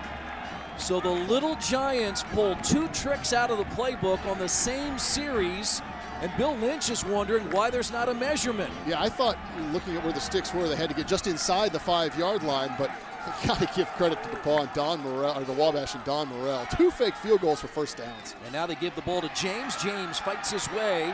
Already has scored on a 1-yard touchdown. Wrestled down at the 2. 2nd and goal now for the Little Giants as they look to tie the score here in the final 2 minutes of the first half. Have you seen that? 2 fakes on the same series? No, not at all. I mean, there are some crazy plays in college football in this Monon Bell rivalry, but I don't know if I've ever seen anything like that. Well, and how about executing them too? Here's the fake again. This is just a simple rollout into the flat. Easy pass to complete. You got that left foot down at the 5. This is the 16th play of the drive. James. 2nd effort. James in the end zone for a 2nd time. Wow, what power by Ike James. That looked like a phenomenal play by DePauw, by Zach Williams coming up to make a tackle for loss in the backfield, but you forget how big Ike James is, and he plows through Williams into the end zone. What a drive, what a sequence of events for Wabash, now with an opportunity to tie this up. Wabash had an 18-play, 75-yard drive earlier in the season against Worcester. James caps a 16-play drive here, and they're an extra point away from tying the score with a great 2nd effort from Mike James. Nayrig's kick is on, and it's good, and we're tied at 14, and this game has lived up to everything we hoped it would be. Oh, this is amazing. We spend a minute talking about the trick plays, the breaks, what you need, and here are both of the fake field goals that we saw on that series for Wabash. The first one, this one's great, because this is really the definition of trick play. A guy that you thought was off the field, sub, just stayed over there. They were able to throw it over for a first down and keep the drive alive. Now this one's interesting. A little more basic, roll out, throw it, but where was he out of bounds? That was the 6-yard line, maybe to the 5. That was very close. Surprised they didn't measure that one, but regardless, not only to call 2 fake field goals, but to actually execute on both, Chris. Phenomenal job at Wabash. All right, let's go down to the sidelines. More on the fake field goals. Here's JJ. So I was talking with Brent Harris, the outstanding sports information director for Wabash, and he said, I walked into Coach Morrell's office on Sunday, 6 days ago, and all he was doing was showing me fake field goal attempts. After they completed the first one, he came to me and he said, they've been practicing that one all week. After the second one, I said, that one too? He said, yes. He's been all about fake field goals this week. Practice paying off. Don Morrell was the coach at Laverne in California, his alma mater, and said, you know, I could have stayed there as long as I wanted. He and his wife moved to Indiana, and now he's the head coach of the Wabash Little Giants. And you couldn't ask, you know, for not just great coaches, but nicer men and leaders of kids and students in both Don Morrell and Bill Lynch. These guys are built for coaching at these two institutions. Great individuals and great coaches. And a kick taken by DePauw, and that is Logan Green. And Green gets to about the 23-yard line with 53 and 4/10 seconds to play. And the football for DePauw were tied at 14. In spending time with both coaches earlier in the week, I was fortunate. Was on the campus in Crawfordsville at Wabash, met Bill Lynch here in Greencastle, and both talked about the rivalry. And what Don Morrell told me is with the success of both of these programs, and especially in Crawfordsville, he goes, there's an inherent pressure that you face as a student every day. Both schools very demanding academically, but there's a pressure to live up to what each of these programs have developed. And for him to take these chances, it shows that as a coach, he's willing to do that for his team. Yeah, I mean, he told me that when they lost the bell last year, not only did it ruin the week, the month, it ruined Christmas. And it takes a lot to ruin Christmas, but there's a lot of pressure to bring that back, and he's showing the guts there on those 2 fake field goal passes. Lopez is the running back. And I guess the question will be, what will DePauw do? Will they just let the clock run and we'll head to the locker room tied at 14? It looks like they will. I thought, Chris, with the wind at their back, that they might try to air it out a little bit, those big wide receivers, but again, that's difficult. Beautiful shot. We have a drone flying high above Blackstock Stadium here in Greencastle, expecting a crowd of somewhere between 8,000 and 10,000 today for the 124th edition of the Monon Bell game. 28 miles apart, Crawfordsville and Greencastle. They've been doing this a long time. So glad we're happy to present it to you today on Fox Sports Indiana. On second down, Lopez with 9 seconds to play, and that's going to do it at the end of the first half as we played 30 minutes here in Greencastle, and we're knotted up at 14. DePauw twice has had the lead. Wabash twice has come back and tied it. Ike James has a couple of touchdowns this afternoon, and the game is tied at 14, Wabash and DePauw. And this is good for both these teams. You don't see many comebacks in this game, so you don't want to head to the locker room down by a touchdown or more. We thought this one would be fairly even, Chris, and it so far has played to script perfectly. These two teams tied at the half. Jeremiah Johnson with DePauw coach Bill Lynch. I'm not sure you'd have expected to be anything different than tied going into halftime when these two teams get together. They have the momentum after those 2 fake field goals. What do you tell your team? We just got to keep playing. I mean, we talked all week that this game's going to be, there's peaks and valleys in this game. But, both sides are going to make runs. You just got to hang in there and keep playing. I think our defense is really hanging in there really well, and hey, we got to do a better job, but give them credit. They executed 2 fake, field goals, and that's not easy. You said the key would be slowing down their running game. You're a good run defense. Are you happy with that aspect? Yeah, yes. We're going in 14-14. It's a clean game and not a bunch of turnovers or penalties, so it's going to be a good second half. It feels like a high-quality game, not a Division III game. This feels like an intense atmosphere. Yeah, there's a lot of intensity. It's a great rivalry, and we just got to come back out and keep playing our game. Thanks, Bill. Thank you. Bill Lynch has coached at Butler, Ball State, and Indiana as a head coach. He said there is nothing like the Wabash-DePauw rivalry, the 124th meeting between these two schools in the Monon Bell.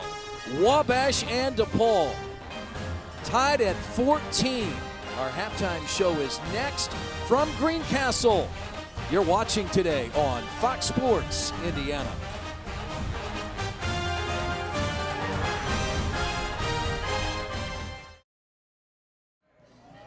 We're all tied at 14, Blackstock Stadium, Greencastle, Indiana, in the Monon Bell Classic, the 124th. Great play, great drive there just before halftime for Wabash as the Little Giants tie the game with DePauw. Once again, should be an outstanding second half, but at halftime, I want to share a little bit of additional information about these two outstanding institutions. Let us start with Wabash College.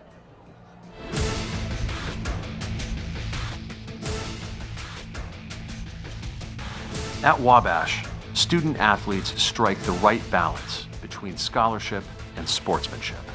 We get guys that are serious students and they pick Wabash College for the academic challenge and the athletic challenge we present. Wabash has a long history of athletes named to academic All-America teams, as well as NCAA postgraduate scholarship winners. And it's no accident. Wabash designs classroom experiences grounded in the liberal arts. Starting with my freshman year, the college did a great job of formatting the curriculum so that we had classes that were completely discussion-based. It's not a place where you're going to experience a 200-person survey class. It's a place where you're going to be in an environment, a close environment with your professor with 8, 9, 10, at the most 20 other students. And in those classes, I was able to explore these deep questions, really come to a conclusion about who I was as a person, how I viewed life, what my worldview was. The Wabash education looks beyond the 4 years on campus. Faculty and coaches alike teach responsibility as a means to success, as students, as athletes, and as future men. Our process is applying everything from track and field and Wabash in the classroom to life. We're not trying to build just All-Americans or conference championships and those things. I want to build great men, great husbands, great uncles, great brothers. I want people to see a difference when they come out of our program. It's incredible when I see our student athletes graduate from Wabash College prepared by what they've learned every day at this institution. Wabash men succeed, both in the classroom and on the field.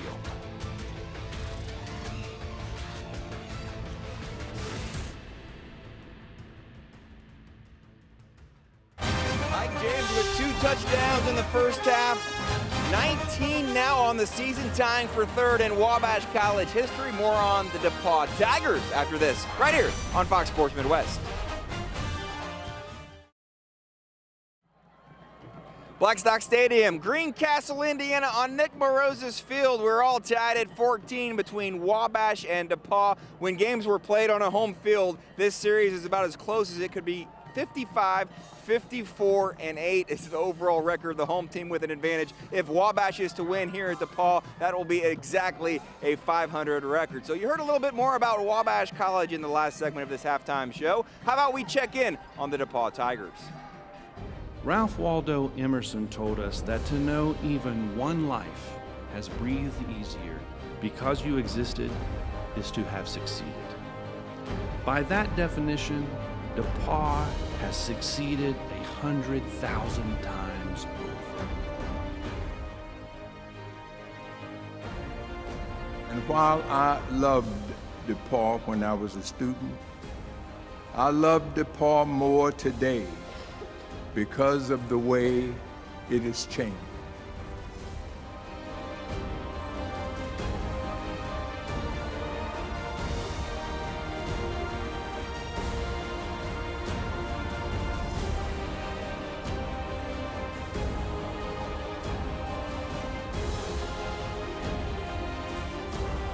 We should approach them with confidence in our values. Values of democracy, values of market economics, values that have undoubtedly improved the world and our country's place within it. We must come together because we are stronger together, and I have faith that if we can do that, then we can continue to see progress for many years to come.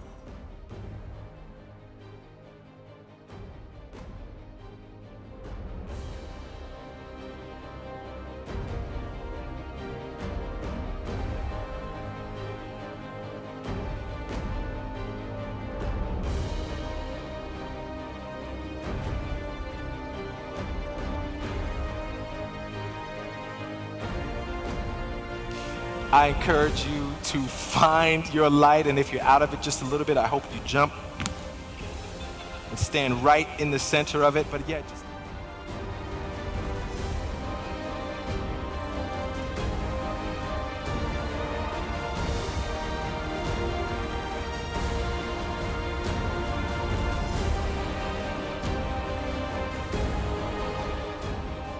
Today's DePauw is more diverse, more open, more in tune with what America is and can become.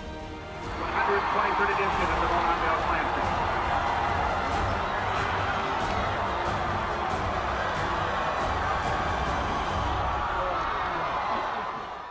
Classic. DePauw has been a beacon of hope and opportunity that has changed countless lives and continues to change lives every day.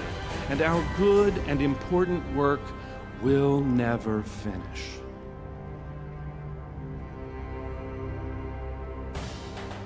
Great to be able to share some of what makes Wabash and DePauw so special. This was a special play. Jake Lasky to Jake Hagan. The touchdown gave DePauw a 14-7 lead. We're tied at 14 at halftime.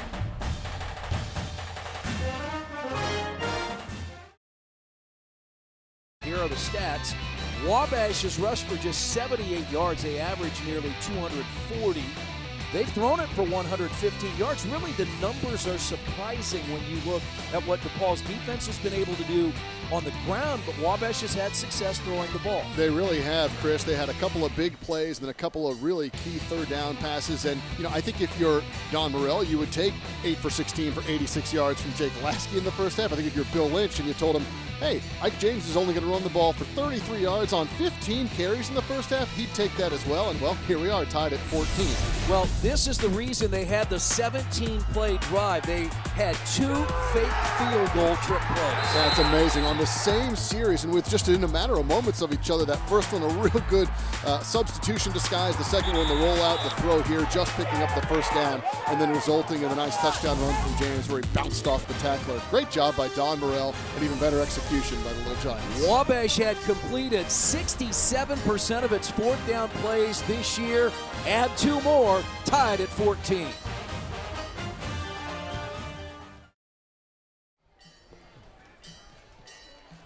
A great overhead look at Blackstock Stadium on the campus of DePauw University in Greencastle, the site for the 124th Monon Bell game. Tied at 14, Wabash and DePauw. Before halftime, or at the end of the first half, we heard from head coach Bill Lynch. Now Jeremiah Johnson with Wabash coach Don Morrell.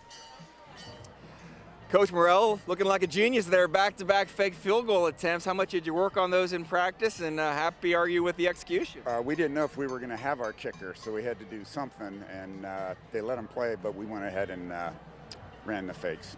What's the momentum like? What was the vibe inside the locker room, being able to tie the game up? Great vibe, and I think the key to this half, somebody is going to commit a giant turnover.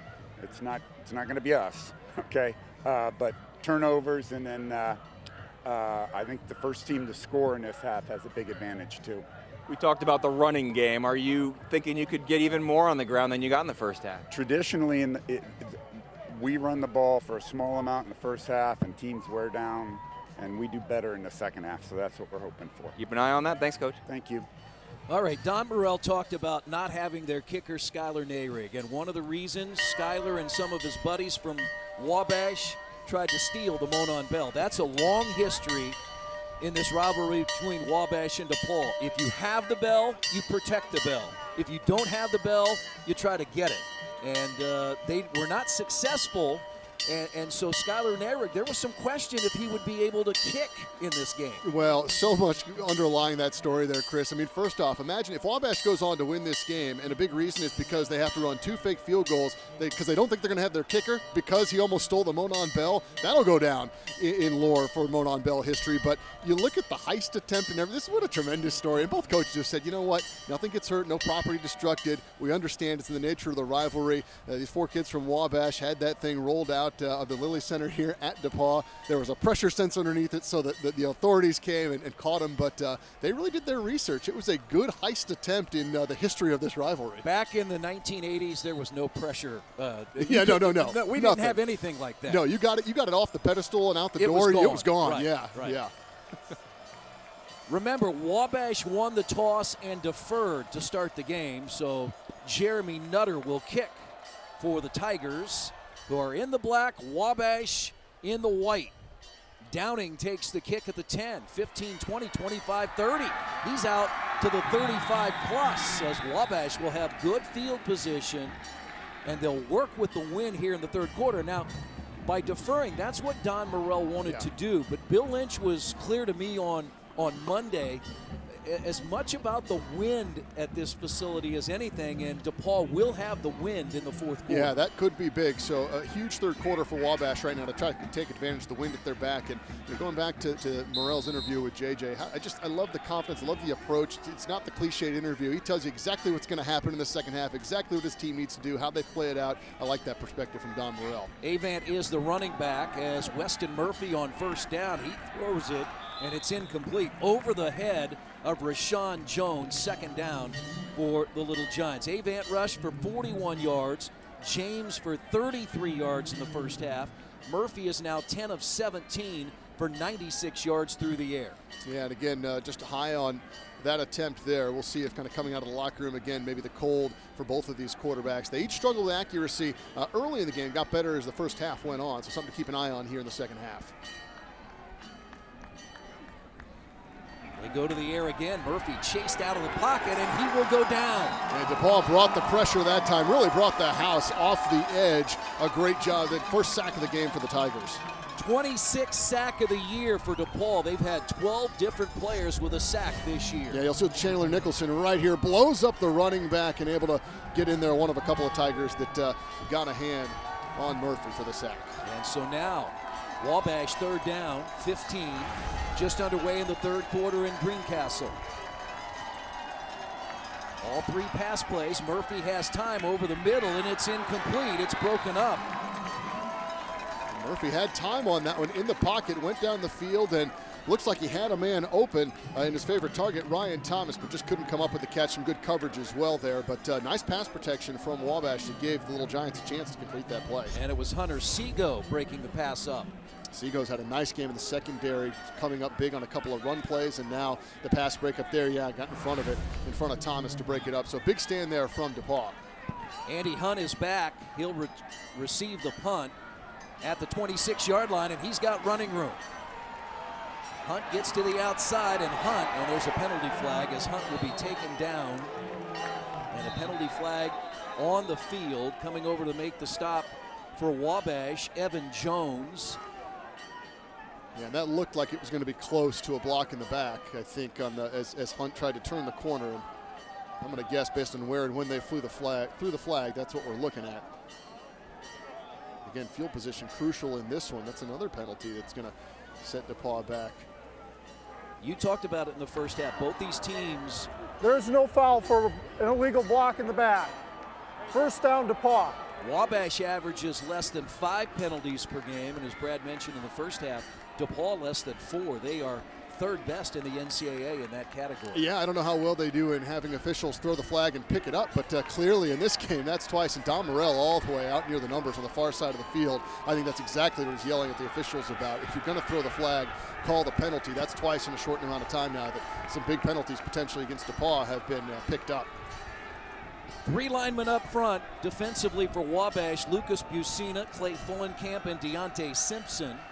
Linebackers: Henry Weberhunt, Evan Hansen, Brock Heffron, and Bishop Rhodes. Yeah, Morrell's really asking for the full explanation, and they gave it to him, and appear to have worked it out here, and we'll get back to play. But Don Morrell not happy about the flag being picked up. Evan Hansen is a 3-year starter out of Carmel and Guerin Catholic High School. 68 tackles this year. He anchors that defense for the Little Giants on 1st and 10. Lasky keeps it, and there's Hansen to make the tackle. Yeah, gain of a couple. We'll have to see, Chris, if Lasky really kind of gets going with the legs here in the second half. He had the one big run on the touchdown drive for DePauw in the first half, but hasn't done much besides that. Got a little giant hurt down on the field. It is number 4, Satchel Burton, another young man from Arizona, senior, 6'1", 32 tackles this year from his free safety position.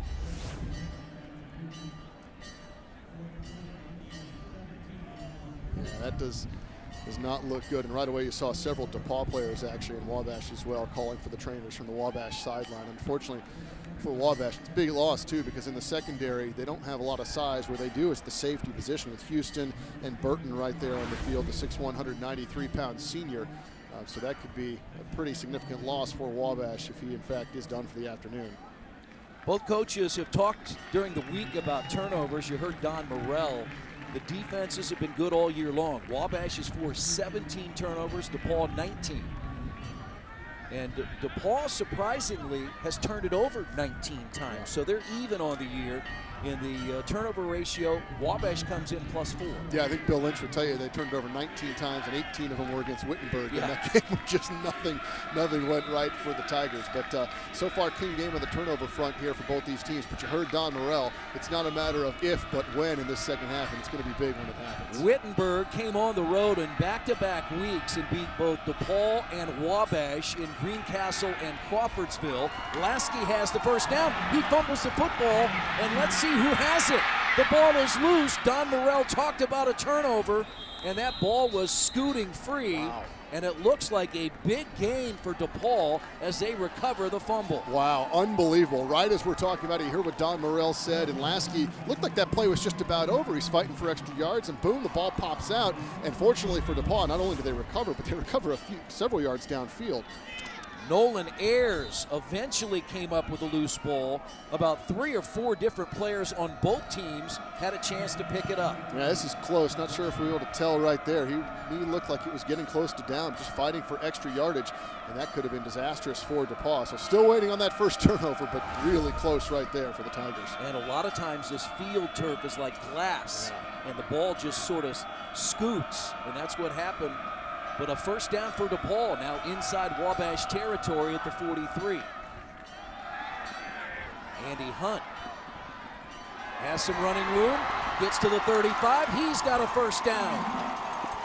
And that's why you get the ball in the hands of your playmakers. Didn't look like Hunt would have a whole lot right there, but as he turned the corner, Chris, it basically became a punt return for him. That's what he does in the open field, makes guys miss. That's 2 big gainers in a row for the Tigers. Their offense is on the move. They really do need to get Hunt going here in the second half, even if just handing him the ball the way they did there, and a nice job of making several Wabash tacklers miss as he's able to pick up the first down. And another little giant is down on the field as you look at the second effort by Andy Hunt. We knew we'd hear it from Bill Lynch, but also earlier in the week, Don Morrell had one word for Andy Hunt, and that was playmaker. Yeah, he said he's the best receiver in the conference, bar none, when it comes to just the combination of hands and speed and playmaking ability. And Andy Hunt showing it right there. And Wabash, that's now 2 defensive players this series that have had to head to the sidelines because of an injury. And that is Jacob Helmer. He is also the backup free safety behind Satchel Burton. So they have lost those 2 players at least for the time being. Yeah, absolutely. That's going to really test the depth of this Wabash secondary now. 2 players the same position on the same series. But you know what? That's why you've got a big roster, a lot of experienced players over there, and someone else is going to get their shot now in the Monon Bell game. First down and 10 DePauw. Ball at the Wabash 29. Daniel Lasky is the center for DePauw. The guards are Thomas Cunningham and Andrew Saunders. The tackles Nick LaChapelle and Jeremy Trudell. On first down and 10. Oh, and wow. there is Hansen coming in and wrestling Lasky to the ground. Oh, something went wrong there on the offensive line for DePauw. Hansen, a lot of experience in this game. Really a key playmaker on the Wabash defense. He comes up and makes a huge play after DePauw had gotten chunk yardage on their last 2 plays. Look, I mean, Hansen's in there. Lasky's lucky he held on to the football. Brad, we didn't mention his name in the first half, and now Hansen has his 4th sack of the year. He has 12.5 for his Wabash career. A 3-year starter, a junior out of Carmel. Huge play after those 2 big DePauw plays and a couple of injuries. Wabash needed that. Second down and long. Lasky keeps it. gain of about 2. And sets up a 3rd and long now for DePauw. Yeah, 3rd and long, that was really the story of the first half for both of these teams. DePauw definitely out of field goal range right here. And probably you saw them in the first half do the same thing from this point of the field. Would look to do a little pooch punt here if they can't pick up a first down. But what gets interesting is if the Tigers can get maybe half of this yardage back and get inside the 30, maybe to the 25-yard line. So big play here for Lasky and the Tigers. Again, they're operating against the wind. Lasky has time, puts it in the air. It's incomplete, over the top, and too tall for the receiver. That was Nolan Ayers, and 4th down now for DePauw. Yeah, and that's a tough play, as it looks like the Tigers are going to punt like we thought. You know, you're throwing it up to a big receiver in double coverage, and one thing you haven't seen from Jake Lasky here this afternoon, maybe something short over the middle, intermediate routes, and part of that is because he struggles with those routes. He's not a very tall guy. He's a shorter quarterback, under 6 feet tall. It's difficult to see over that defensive line and complete those intermediate routes, those crossing plays. So most of what we've seen is out there on the sidelines down the field. Tyler Downing is back, and he will come up and receive the punt on a short punt by Hunter Seago. And the Little Giants have their second possession of the 3rd quarter. And we'll head to a break with 10:47 to play, tied at 14. The big sack by Evan Hansen, energizing the Little Giants defense here in Greencastle.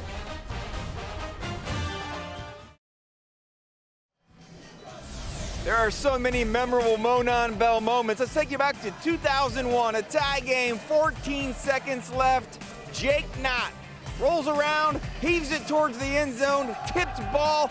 Ryan Short comes up with it. That snapped a 5-game DePauw win streak in the series. Wabash wins it 27-21. At that point, the series was DePauw 50, Wabash 49, 9 ties. But Brad, you were at that game as well. Yeah, I was at that game, and I was actually in the radio booth my sophomore year at DePauw before I ended up switching and actually putting the pads on and playing football. And it's a good thing we don't have the audio of that game, because when Short came up with the ball, student broadcaster Brad Wochomurka just yelled, "Oh, bleep." And that was one that was lost for all time, probably for the better. Ike James has the carry on 1st down. You know, that's very interesting, Brad.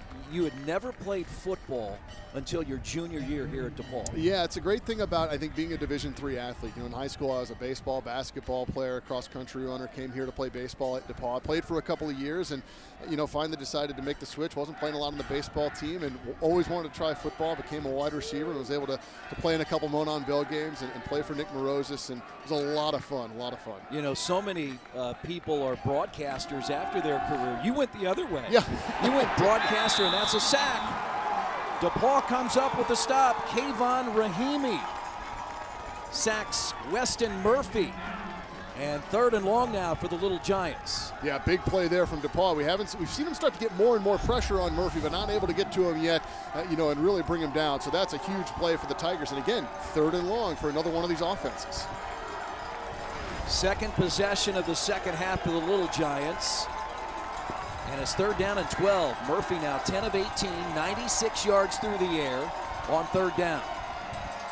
He'll step up in the pocket, throw it over the middle. It's incomplete. Intended for Kirby Cox, and a punting situation on 4th down for Wabash. That's another one that's almost intercepted. Chandler Nicholson looked like he had a shot at that for DePauw, and then the pass almost completed. Some good time there to throw the football for the quarterback, Weston Murphy. But again, a big sack by DePauw. Neither one of these offenses seem to be able to get away from these 3rd and long scenarios, Chris, and that's something we'll have to keep an eye on the rest of this game. Nicholson had a big week last week in the win against Canyon. He recovered a fumble, had an interception. Alex Marr, his punt will be short. No chance for Hunt to field, and it goes out of bounds, and DePauw will have its second possession of the second half.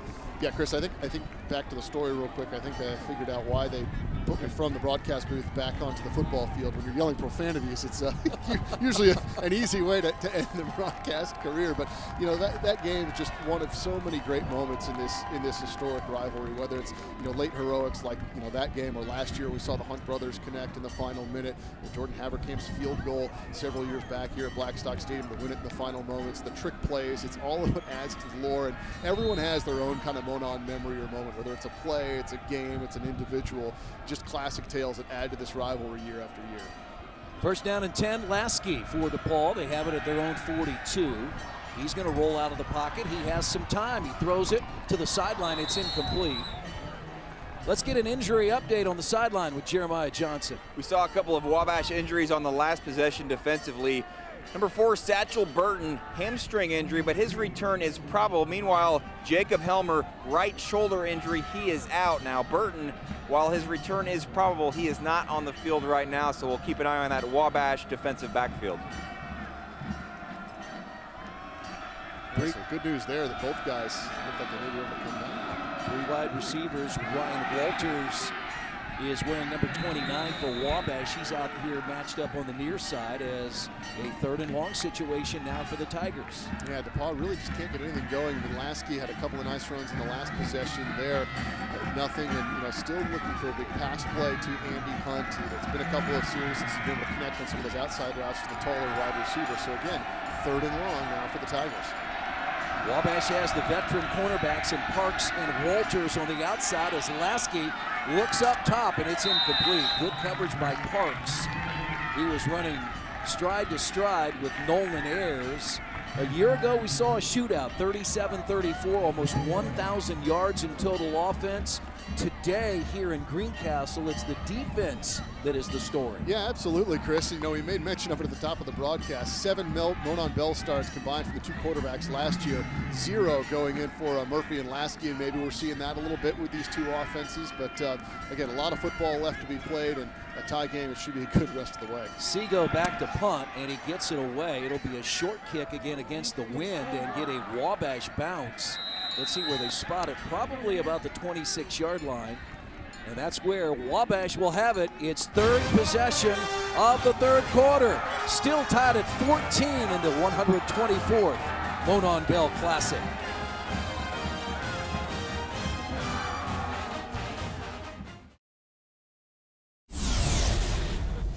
Another Monon Bell memory, a flashback. It's Brad Wochomurka in your final game as a college athlete. Yeah, I look pretty good there. See, if I had the field turf, I probably would still be running. It was wet. It was cold and misty and wet. Look, I'll probably say, oh, there we go, a little slip. But that's all right. A few plays, I was able to get in and make some positive yardage. We don't have to get rid of the score up there. It was not a good day for DePauw, but it was fun. It was, I missed the days of the old mud. By the end of we practiced on the field. By the end of the season, this thing was shot. The field was just, all torn away. But it was fun to play in this game, and just be able to contribute was it was a memory of a lifetime, and certainly something I'll never forget. Brad Wochomurka, DePauw alum. I'm Chris Denari, Wabash alum. Glad to be with you as a part of this 124th Monon Bell Classic. Jeremiah Johnson down on the sidelines. Weston Murphy on first down, a-van, nowhere to go. Loss of a couple, and 2nd down and long. And you've seen this, we thought that Wabash had some momentum at the end of the first half, the 2 trick plays, but now it's turned into a slugfest here in the 3rd quarter. It really has, and I think, gosh, the next team to maybe get 5 or 6 yards on first down would be doing themselves a big favor. Neither offense has been able to really get themselves in 2nd, 3rd, and manageable situations. The DePauw defense really stepping up against the run. James hasn't been a huge factor other than around the goal line. Murphy, it's incomplete. It was intended for Rashawn Jones, and now 3rd and long for Wabash.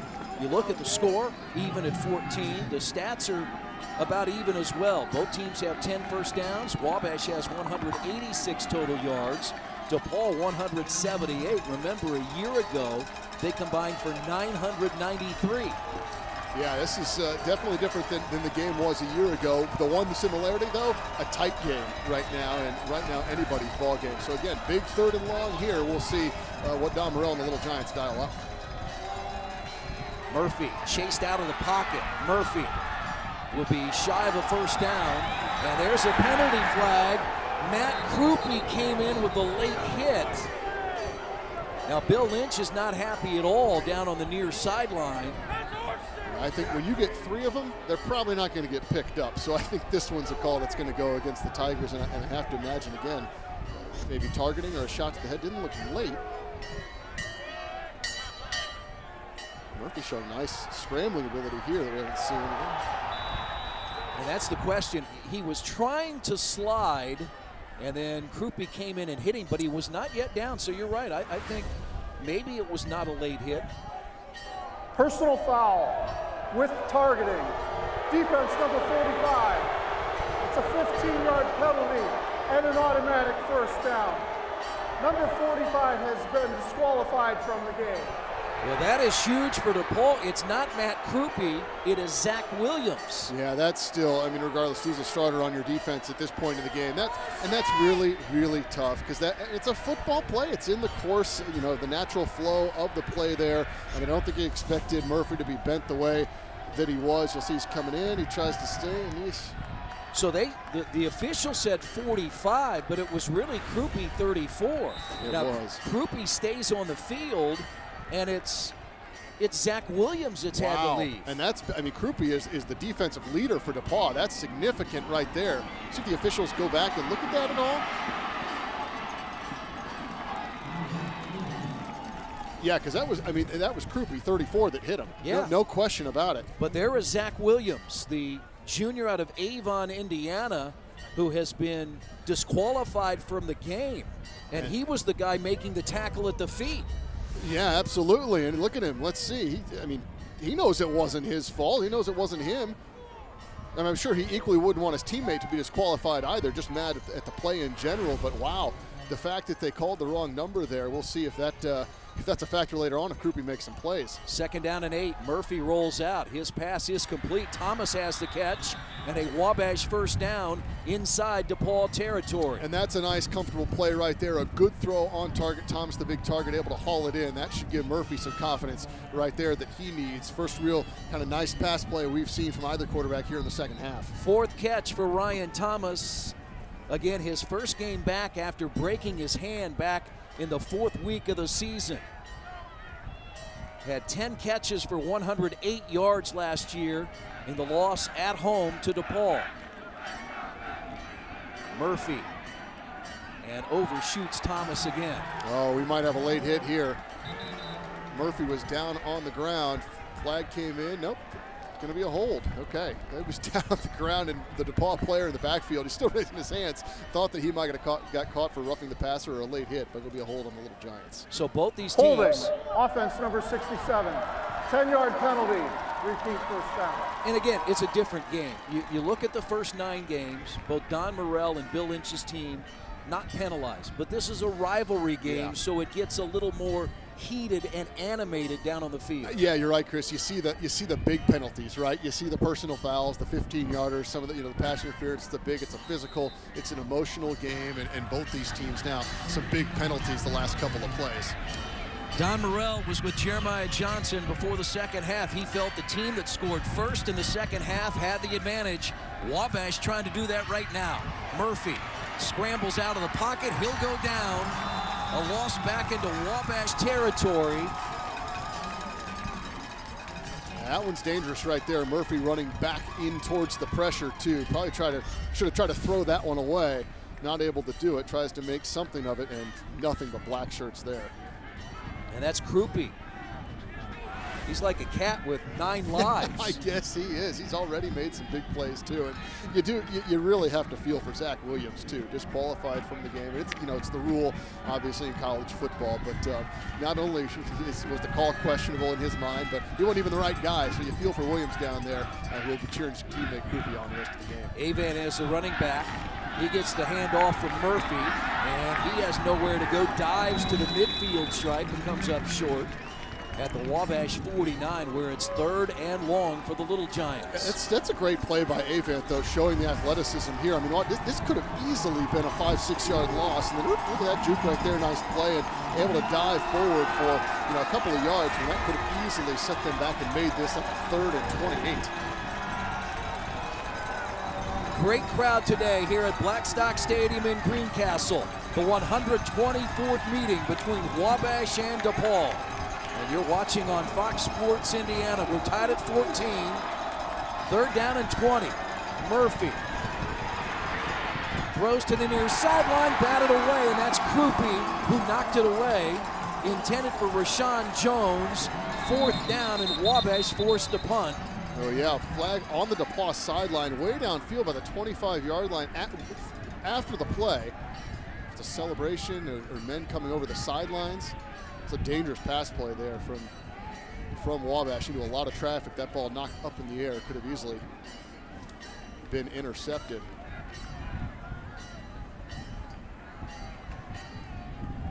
Again, Grant Henderson, our referee. Unless there was a receiver and a defensive back down there really jawing, getting after it late in the play. After the play, personal foul, number 64, offense, 15-yard penalty, and the down will be 4th down. Jake Slager, left tackle, sophomore for the Little Giants, called.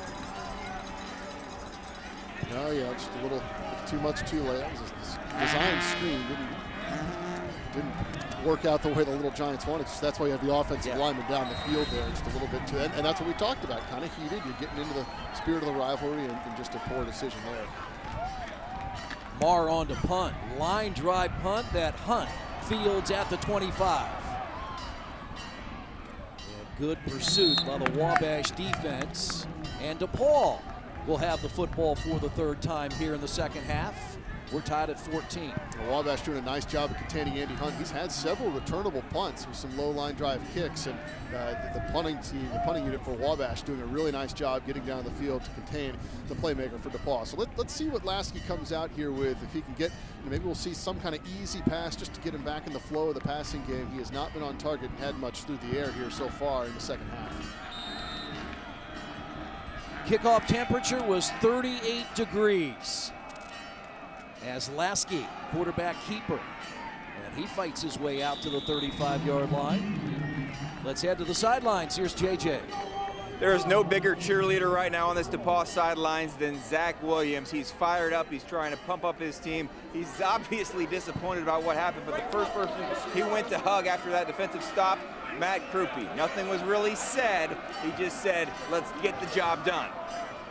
And if you think about Williams and Krupe, when they were in high school, they played against each other. Krupe at Westfield, Williams at Avon in the same conference, and we've talked about that. I mean, on both sides, both Wabash and DePauw, these guys played high school football against each other. Some still do. Some are now teammates. Yeah, and the good news for Williams, too, he's only a junior, so he'll have one more shot at this to come back, after getting kicked out there and the refs called the wrong number. We talked about, those stories that go on forever. I have a feeling those guys will remember this one for a long time. They'll probably be laughing about it 10, 15 years down the road, but right now the focus for Williams just on supporting his teammate and getting a win. 3rd and short, 3rd and 1 for DePauw. Lasky, and will not make it. It was Bishop Rhodes blitzing from his outside linebacker position. A little extracurricular there between Hunt and the defensive back for Wabash, Brian Parks. But, Hunt was kind of running like he had the ball too, so I think no harm, no foul on that one. But how about the blitz on the outside there? The pressure from Bishop Rhodes. He's so quick. He leads his team in sacks. Coming off the edge there, he really is a guy that can get after the quarterback. He got a great jump on that snap. And then you saw Rhodes and Hunt slap hands together. It is a rivalry, but great respect between these two teams and these two institutions.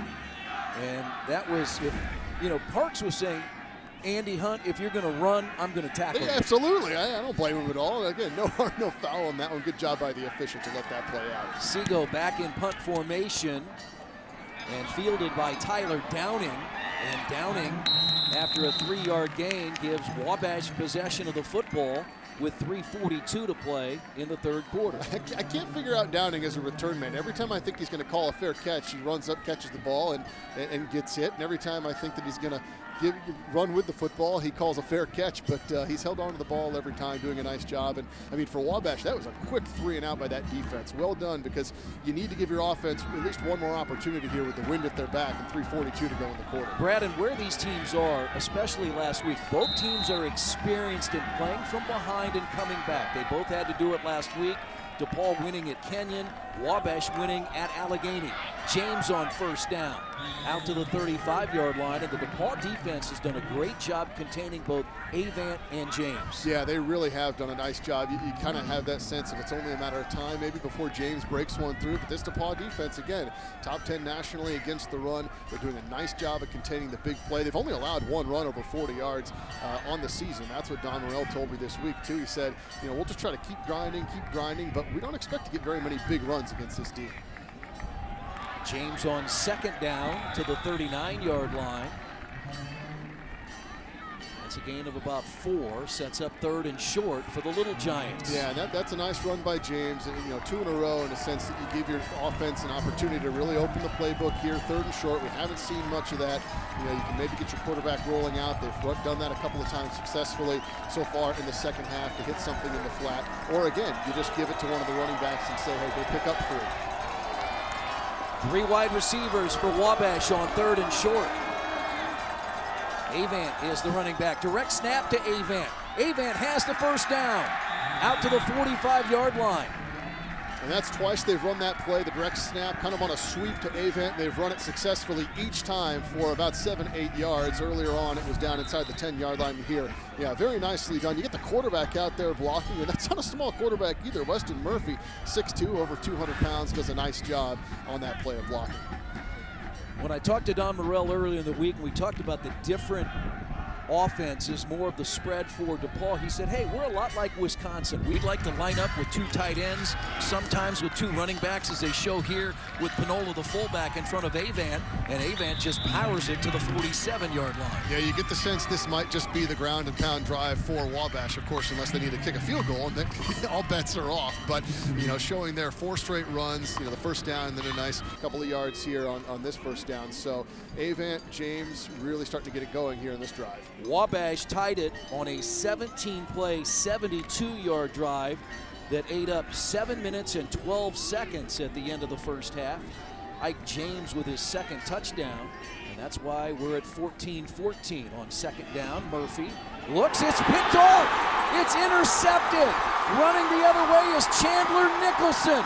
Nicholson will take it all the way for a touchdown. And Don Morrell said it, unfortunately, it was not his Little Giants. A turnover would be the game changer in the second half. So would the first team to score. It happens to be DePauw. And what a play by Nicholson. Reading that all the way out in the flat, jumps in front of the ball, returns it for 6. A nice move there at the end, and a huge play from that DePauw defense, just when it looked like Wabash was really starting to have their way on the ground on offense. Nicholson had a fourth-quarter interception last week at Kenyon. That's his 4th of the year, and he returns it, a pick 6 for DePauw. And I'm just not sure if Murphy didn't see Nicholson. He read the play beautifully out in the flat, just jumped right in front of it. One man down here to beat, and that is a huge play for the DePauw defense, especially with the offense struggling to start the third quarter, and they have a chance to go up now 7 here late in the third. First turnover of the game. We also had penalty flags on the field. I think it was celebration because it was after Nicholson crossed the goal line. There was a lot of black jerseys out there on the field. Number 33, excessive celebration. The result of the play is a touchdown. The penalty will be enforced on the kickoff. So the penalty is against DePauw. I think he pointed the wrong way. And so excessive celebration against the Tigers. They'll kick the extra point, and then the penalty will be assessed on the kickoff. So DePauw takes the lead for a third time. They've led 7-0, 14-7, and now 20-14. Sideline warning on Wabash too. I love that penalty on number 33. I think they just had to pick a number out of a hat for because I think 33 is Brandon Gerke, reserve defensive players down there in the middle of the sideline somewhere. But who me? What did I do? Just out here celebrating a touchdown for my team. So the first turnover today, and DePauw returns it for a touchdown as Jake Tanner is on for his 3rd extra point. It's like the hockey, too many men on the ice, and some guys get off the bench and go into the penalty box when you get the excessive celebration, too many men on the field. Will Harris, the holder. Matt Krupe is the long snapper. And the kick is up, and the kick is good. So just like that, Chandler Nicholson changes the story of this game. The 5'11 junior from Bedford, Indiana, has his 4th interception of the year. This for a touchdown. And DePauw leads Wabash 21-14.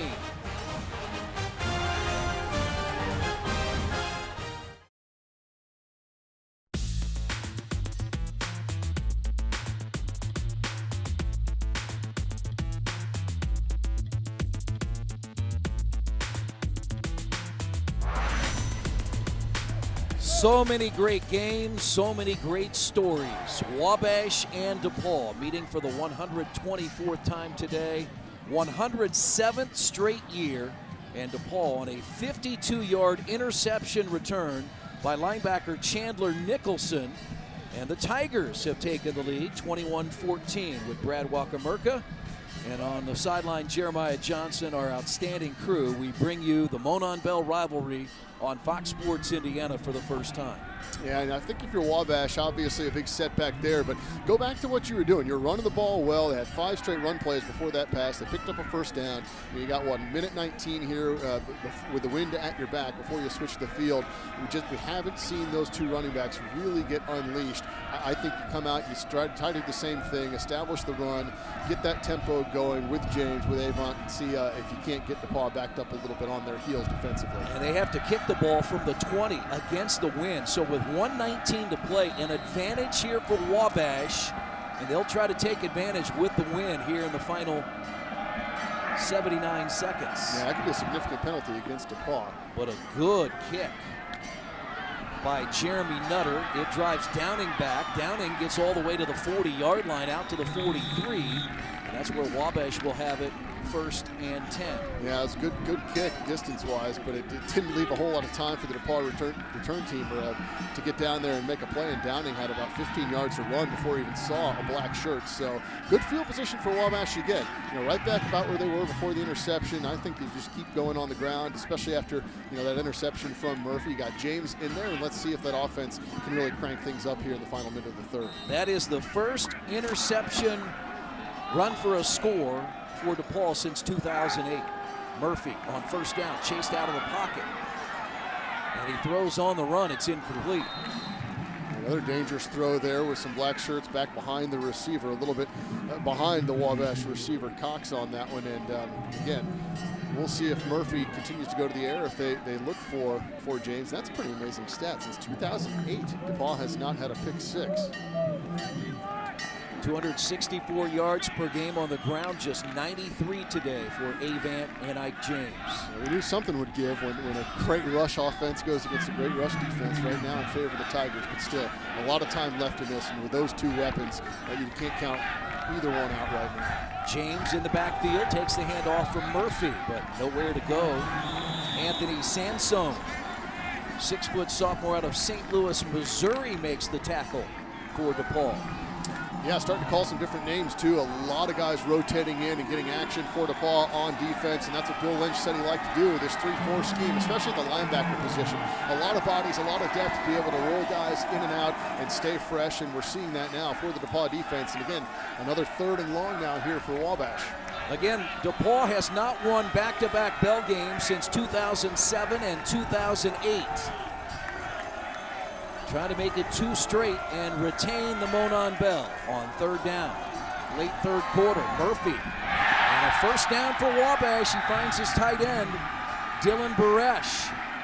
That's a great catch by Baresh in traffic, and a really nice throw by Murphy under pressure. Hasn't completed his last couple of passes, and look at Baresh right in the middle here, comes open, great catch over the middle, hangs on to the ball after the big hit too. Nice one by Nicholson, but a big 1st down for Wabash now into Tiger territory. And they will let the clock run out. They're not concerned, I think, right now with the wind. They just want to make sure they get the play right. They'll be going against the wind in the 4th quarter. Yeah, absolutely, and they get it right there with a big 1st down, moving the ball into Tiger territory now. So going to be an exciting 4th quarter coming up. DePauw has the lead. The 52-yard return of an interception for a touchdown. The Tigers lead the Little Giants 21-14.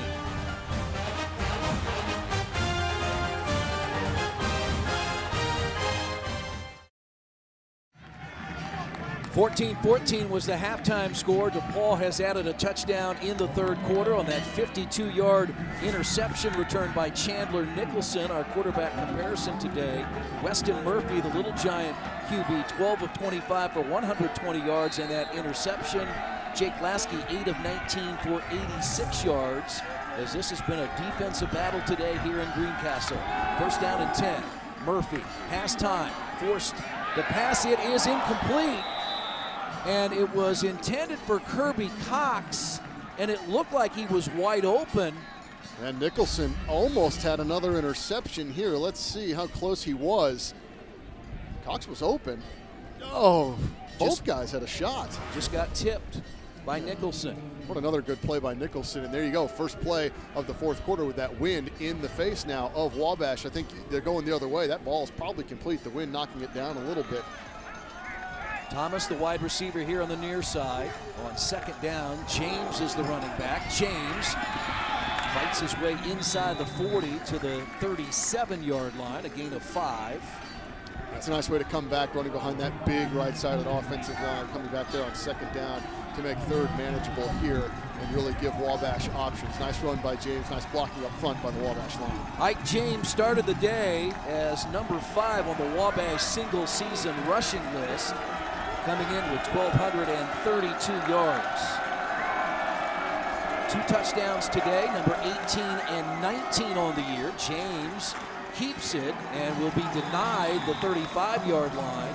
Stopped at the 36 for a gain of about 1. Yeah, just no momentum running forward that time. The DePauw defensive line kind of blowing that play up from the get-go. And James really would have had to just do everything on his own to pick up that first down. So here we go, 4th and 4. We'll see what Don Morrell decides to do, and it looks like the punting unit. So it was a decision time, but Alex Marr will come on. We think they're going to kick. I guess we should put that qualifier out there after the 2 fake field goals in the first half. And that led to the scoring drive and the touchdown by James that tied it at 14. Marr will punt it to the corner.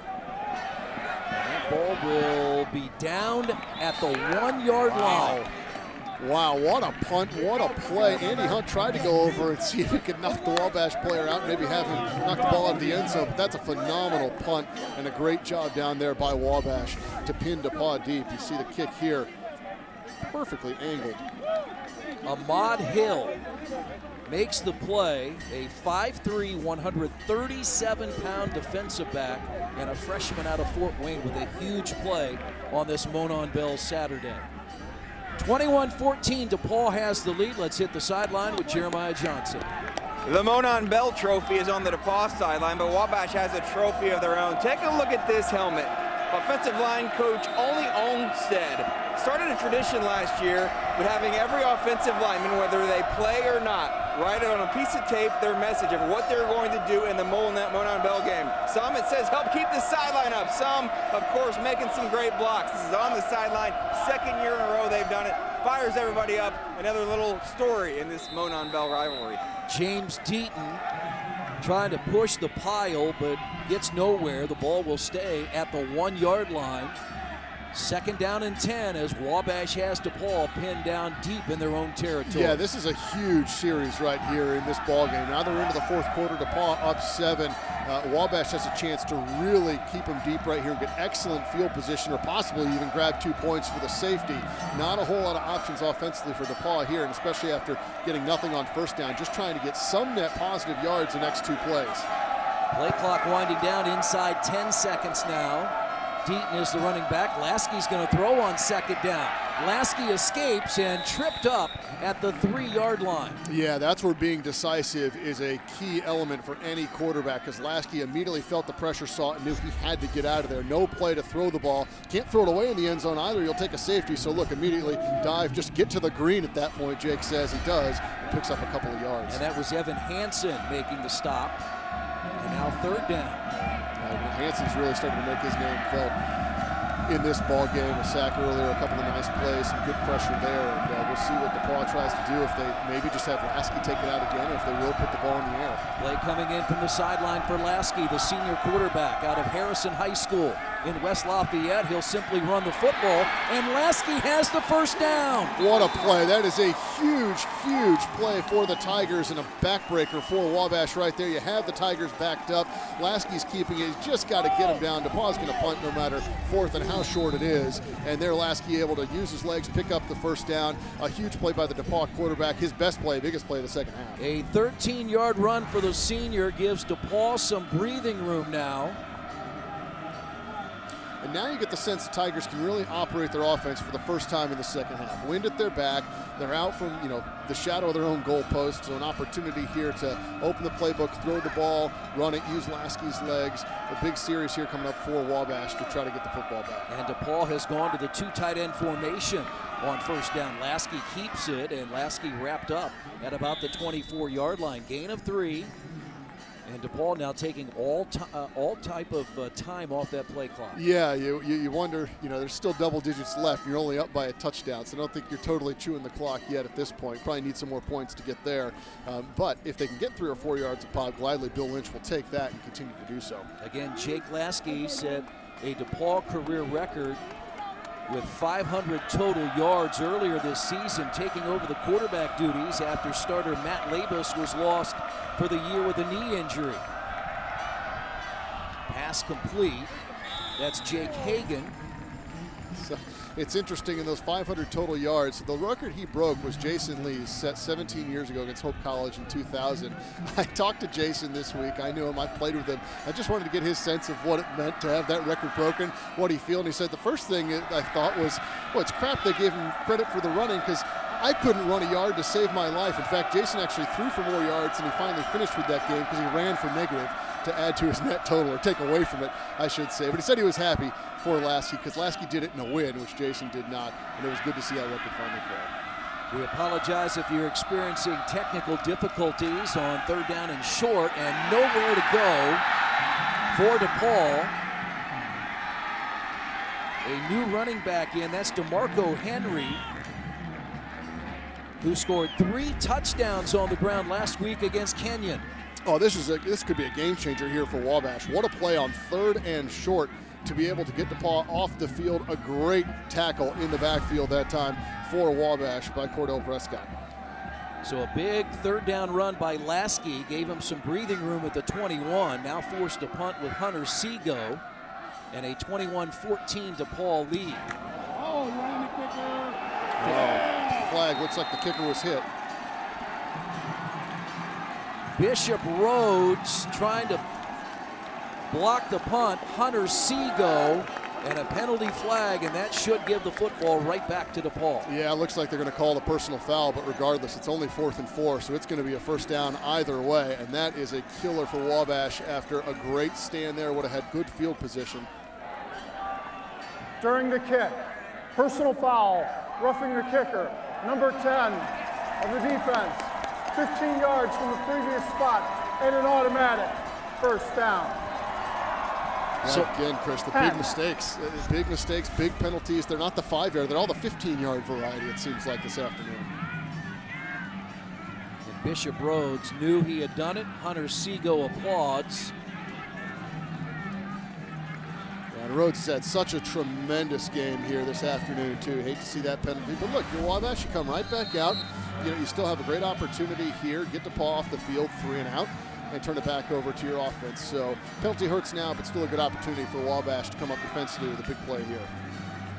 Little Giants lost last year in Crawfordsville, 37-34. Trying to take back the bell. DePauw trying to hold on to the Monon bell. And Jake Lasky is the senior quarterback of the Tigers on first down. He looks deep, intended for Hunt. He overthrows him, and a penalty flag. That's a good call. I don't know what the defensive back is doing right there at the last minute, almost with a hip, reached out and just bumped Hunt on the play, and it's probably a ball that he's not going to catch that ball either, and maybe the officials will look to discuss that, but definitely a bump as the ball was getting there. Just not a heads-up play. That's 2 in a row now for Wabash. Pass interference, defense number 26, 15-yard penalty, and an automatic first down. Artie Akiwa is the guilty party. And watch, you'll see here, Akiwa, kind of at the last minute, just comes over and reaches out and is more with his hip, just bumps Hunt. And that's really, really tough because that's a ball that's probably not going to get caught, though. So that's a difficult penalty right there for Wabash. Not a smart play by Aquila to make that contact late, but I doubt Hunt's going to come up with that football. And that's after Aquila made a great tackle earlier on third down. Wabash's 8th penalty for 94 yards this afternoon. And the Little Giants came in averaging just under 5 for 43 yards. Yeah, it's amazing, really. Both these teams so disciplined and racked up a few more penalty yards than either coach, would have liked to see. The punt, definitely, a personal foul that we just saw a few moments ago. That one, I think, was a foul, but was that ball catchable? Probably not. So a very tough one for Wabash to swallow there, but that's all right. A good play there on first down, and now let's see if the Wabash defense can get after the Tigers here on second down. Inside 9 minutes in the fourth quarter. DePauw by a 21-14 count. Hunt the catch.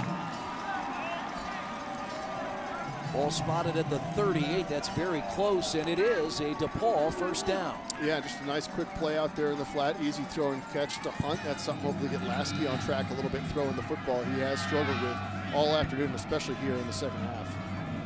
Wabash and DePauw. Wittenberg will win the North Coast Athletic Conference, but the Monon Bell is on the line today. Lasky, the keeper. He's inside the 30, down to the 29-yard line. Yeah, now, Chris, you expand the field a little bit with the wind behind the backs of the DePauw Tigers. So, a field goal, getting close to field goal range. Bill Lynch has kind of said about the 25-yard line and in is when they'll think about it. So they're approaching that territory. But DePauw obviously thinking 7 here and not 3. The time's starting to be a factor if you're the Little Giants approaching 8 minutes to play. James Deaton is the running back with Lasky in the backfield. On second and short, that pass is wide and incomplete. And he was wide open, too, the wide receiver. That's unfortunate that they couldn't make that connection. Just a quick little hitch route right there, and Lasky throwing it behind his intended target, Nolan Ayers. Third down at the Wabash 29. The one thing that incomplete pass did is it stopped the clock, and that's good for Wabash. Yeah, that could be that one could really come back to haunt DePauw. That was an easy pitch and catch. Clock still going. Would have been a first down. And now, if you don't pick up a first down here, the clock stopped. More time back for Wabash. So, big play here will potentially erase that last one, but that one could be a significant one when we see what happens after this play. Wilson, Hunt, and Hagan at the top of the screen, the receivers, but they're looking for Nolan Ayers, and it's incomplete. A lot of contact there. They tried that back shoulder throw again, but great job by the defensive back to break that play up. That's Brian Parks, who they've picked on a little bit today, and Parks almost had a huge interception, and now we'll see what happens on 4th and 1 if the Tigers decide to go for it. Now there's Parks, who probably it would have been hard to hang on to that ball inbounds, but a good play. 4th down and 1. DePauw keeps its offense on the field. Wabash converted a couple of 4th downs with fake field goals back in the first half. The pressure along the line. It feels like a Lasky run. Lasky, he'll be stopped. Wabash's defense holds. Little Giants have the football. That's a huge play by Wabash. They moved the defensive line around a little bit. The last minute collapsed back in on the hole where Lasky was looking to go. A great job, a huge play by the Wabash defense after a couple of penalties to get DePauw off the field and get the football back. Little Giants needed the D to rise. They did. They'll have the football when we return.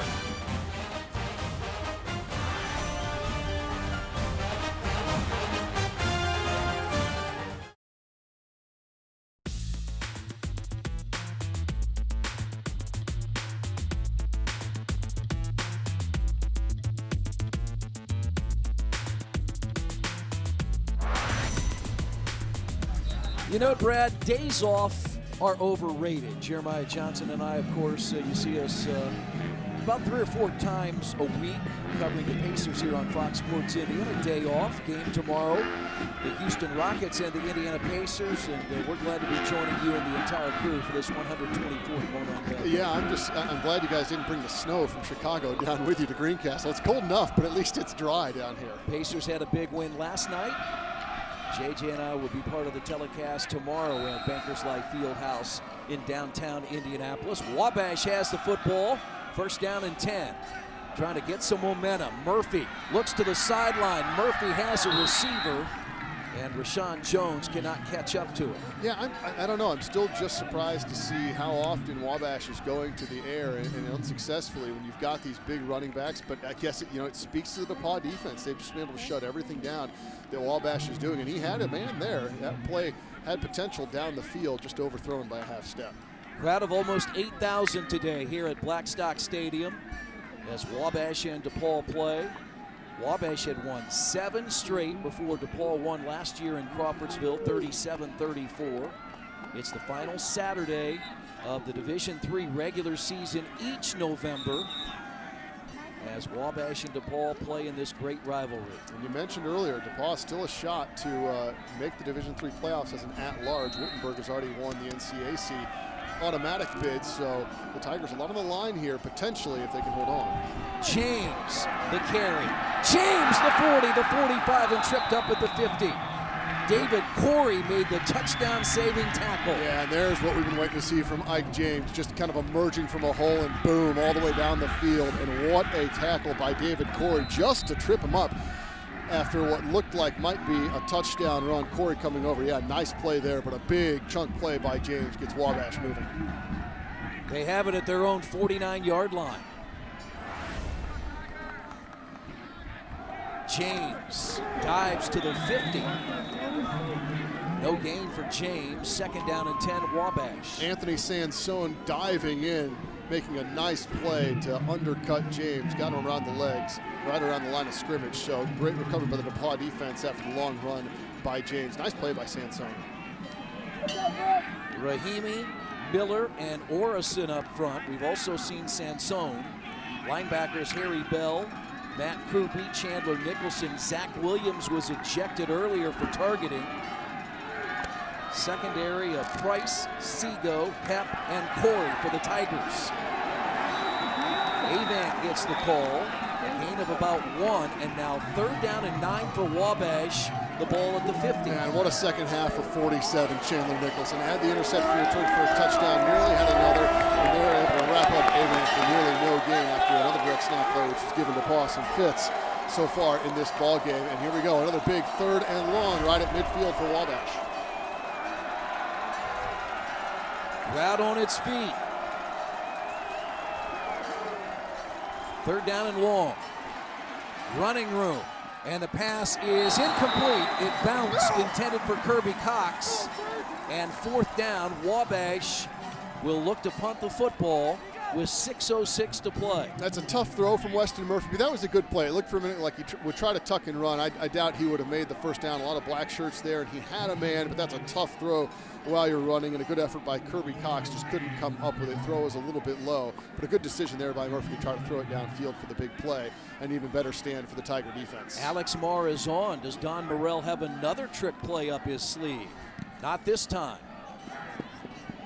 Andy Hunt will field and run. Hunt changes direction. Oh, wow. The football. Wabash has it.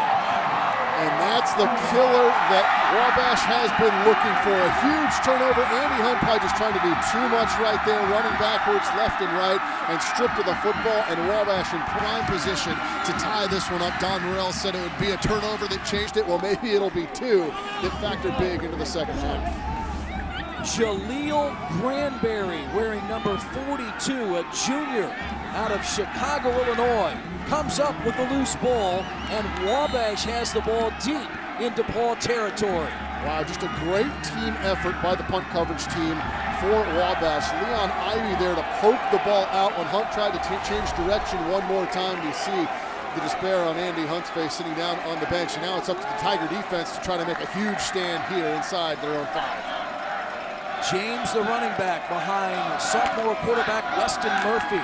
James into the end zone for a 3rd time. And that's how a good player takes advantage of a turnover right away. Ike James waltzing into the end zone. A huge turn of events here, and Wabash is about to tie this thing up. Wow, what a sequence of events, Chris, to see that happen. Wabash's turnover leads to an interception return for a touchdown. DePauw's fumbled punt leads to a 3rd touchdown for Ike James. Yeah, and we're looking at being all square again with under 6 minutes to go. Great blocking up front again, that big right side of the offensive line. James able to easily take it in. James now has 20 touchdowns, and the Little Giants will go for 2. Wow. Well, why not when you got Ike James the way he's powered in? We'll see if they hand him the football. But how about Don Morrell? 2 fakes and now going for 2. 21-20. Murphy rolls out. Pass is complete. It's good for the 2-point conversion. Wow. It's Kirby Cox with the catch. And the Little Giants lead 22-21. Wow, Kirby Cox, a minute after he couldn't come up with the other play, makes a huge catch, sliding to the ground. Don Morrell, this is amazing. You got to love his confidence in the second half. Kirby Cox, the senior out of Indianapolis and Cecina High School, catches the 2-point conversion from sophomore quarterback Weston Murphy. For the 3rd time, Don Morrell surprises the fans at Blackstock Stadium. And now in the 4th quarter, Wabash leads DePauw 22-21.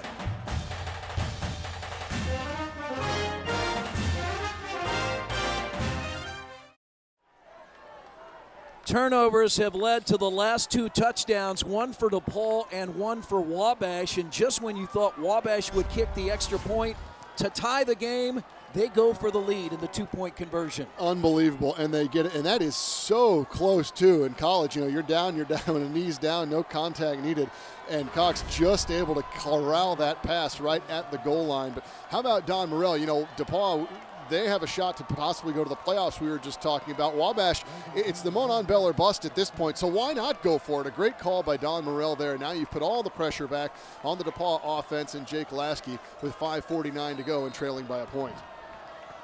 Last year was an instant classic in Crawfordsville. 37-34, the comeback by DePauw. Are we seeing another classic here in Greencastle? That's Ike James, 3 touchdowns today. And the Skylar Nary kick taken by Logan Green. And a good return by Green out across the 30 to the 33-yard line. Yeah, he got hit hard at the end of that, but a nice return. Ike James out of Lowell, Indiana, started his college career at St. Joseph. The school closed. He was recruited by Wabash, and he said, I probably should have gone to Wabash the first time. The Little Giants are happy to have him. That's an amazing story. It's not just the football program shut down. The school, that school does not exist anymore. The school closes, and he comes back and is recruited hard by Wabash. A no-brainer there to go back to the team that originally recruited him. So what a story for Ike James. Hasn't had the most success on the ground today, but 3 touchdowns, that's all that matters. Get the points up on the scoreboard, and he has done that and given the Little Giants a lead. His dad, a longtime educator, the assistant principal at Merrillville High School up in northern Indiana. And now DePauw has it with 5:35 to play, facing their first deficit of the afternoon, 22-21. And is that Lasky? It is. That's not good. Jake Lasky, the quarterback, as you see there, really hobbled. He's having a hard, he can't even stand up. Oh, this would be a shame for the Tigers here at the end of the 4th quarter. They've already lost 2 quarterbacks for the year with injuries, both ACLs. Matt Lavis putting up really incredible numbers to start the season. And Chase Andrews, a freshman quarterback out of Pittsboro, Indiana. Their 4th quarterback would be Cam Haynes, who started earlier in the year, a 6'5 freshman out of Cincinnati, has great size. But again, Labus is a running quarterback, got off to a great start, and Bill Lynch said, look, we really don't, midway through the season, want to have to change our offense. It made sense to bring Lasky back as the quarterback. Yeah, they gave Cam Haynes an opportunity as we take a look here to see what happened with Lasky if he gets rolled up on right there on the leg, and that's hard to watch. And Jake Lasky still down in a lot of pain. And so they gave Haynes an opportunity to start the first game after Labus was hurt. And to your point, Chris, they realized, hey, our offense is designed around a running quarterback. Let's not change too much. Lasky at that point had been moved kind of to a wide receiver position. Haynes, the guy they thought very highly of coming into the season, can definitely throw the ball, big quarterback. So he's going to get an opportunity here, it looks like, as Jake Lasky limps off the field. Just so unfortunate to see that in the Monon Bell game. A senior that's waited his turn, just like we said, moved to a different position and everything, and he is clearly in a lot of pain and upset on the DePauw sideline. Lasky Well, let's see. It's a different number. It is Nolan Ayers. Nolan Ayers, the senior out of Indianapolis, a former quarterback, will be the quarterback here, and he slings it looking for Andy Hunt. It's incomplete. Kidding me, would that have been a play? And that was a well-thrown ball by Haynes. Very nice there, and Hunt the speed, but great coverage down there on the sideline by Wabash. But if that play would have been connected, we've seen a lot in this game, but that would have been unreal. Nolan Ayers has a connection to Bill Lynch. Bill Lynch played with Nolan Ayers' grandfather at Butler. Nolan Ayers was recruited as a quarterback from Cecina High School, has also played defensive back. He's in the critical fourth quarter in the Monon Bell game. It's 3rd down and long now for DePauw. With 5:25, still a lot of time to play. But there's no chance to really warm up for Ayers. Comes in 2nd and long. I mean, here you go. Got to get right into this. Left-hander rolls out of the pocket. Has running room if he wants it. It's complete over the middle. Jake Hagan makes the catch. That's not a quarterback. It's a wide receiver out there running to throw the ball, and to show that patience, to not tuck and run it, and to find the open man Hagan at midfield. And a great catch by Jake Hagan, too. What a fantastic play all around. Great shot by our crew here to see Ayers complete the pass to Hagan. Nice catch by Hagan. Good patience by Ayers. In Wabash territory on 1st and 10, and a penalty flag, a procedure call against the Tigers.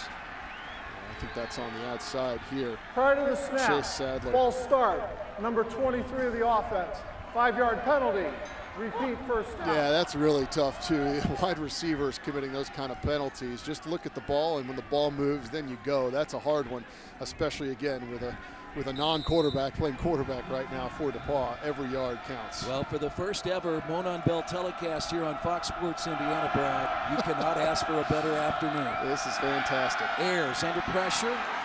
He's on the run. Across the 45, he gets out of bounds. Shy of a first down. It'll be 3rd down now for DePauw. Yeah, but Chris, I mean, what we were talking about earlier, you look at the fact that this offense is built around a running quarterback. Makes sense that Ayers is a guy that maybe you throw in here in this situation, because he certainly is an athlete, can do that. And you see him getting very close to the marker there. So after the penalty, 2nd and short now. With Jeremiah Johnson and Brad Wochomurka, I'm Chris Denari, our entire Fox Sports Indiana crew. The 124th Monon Bell game, and it's incomplete, intended for Chase Sadler. Yeah, that ball didn't miss by much. Nice effort by Sadler, but a huge 3rd down coming up here as you see Ayers, the lefty.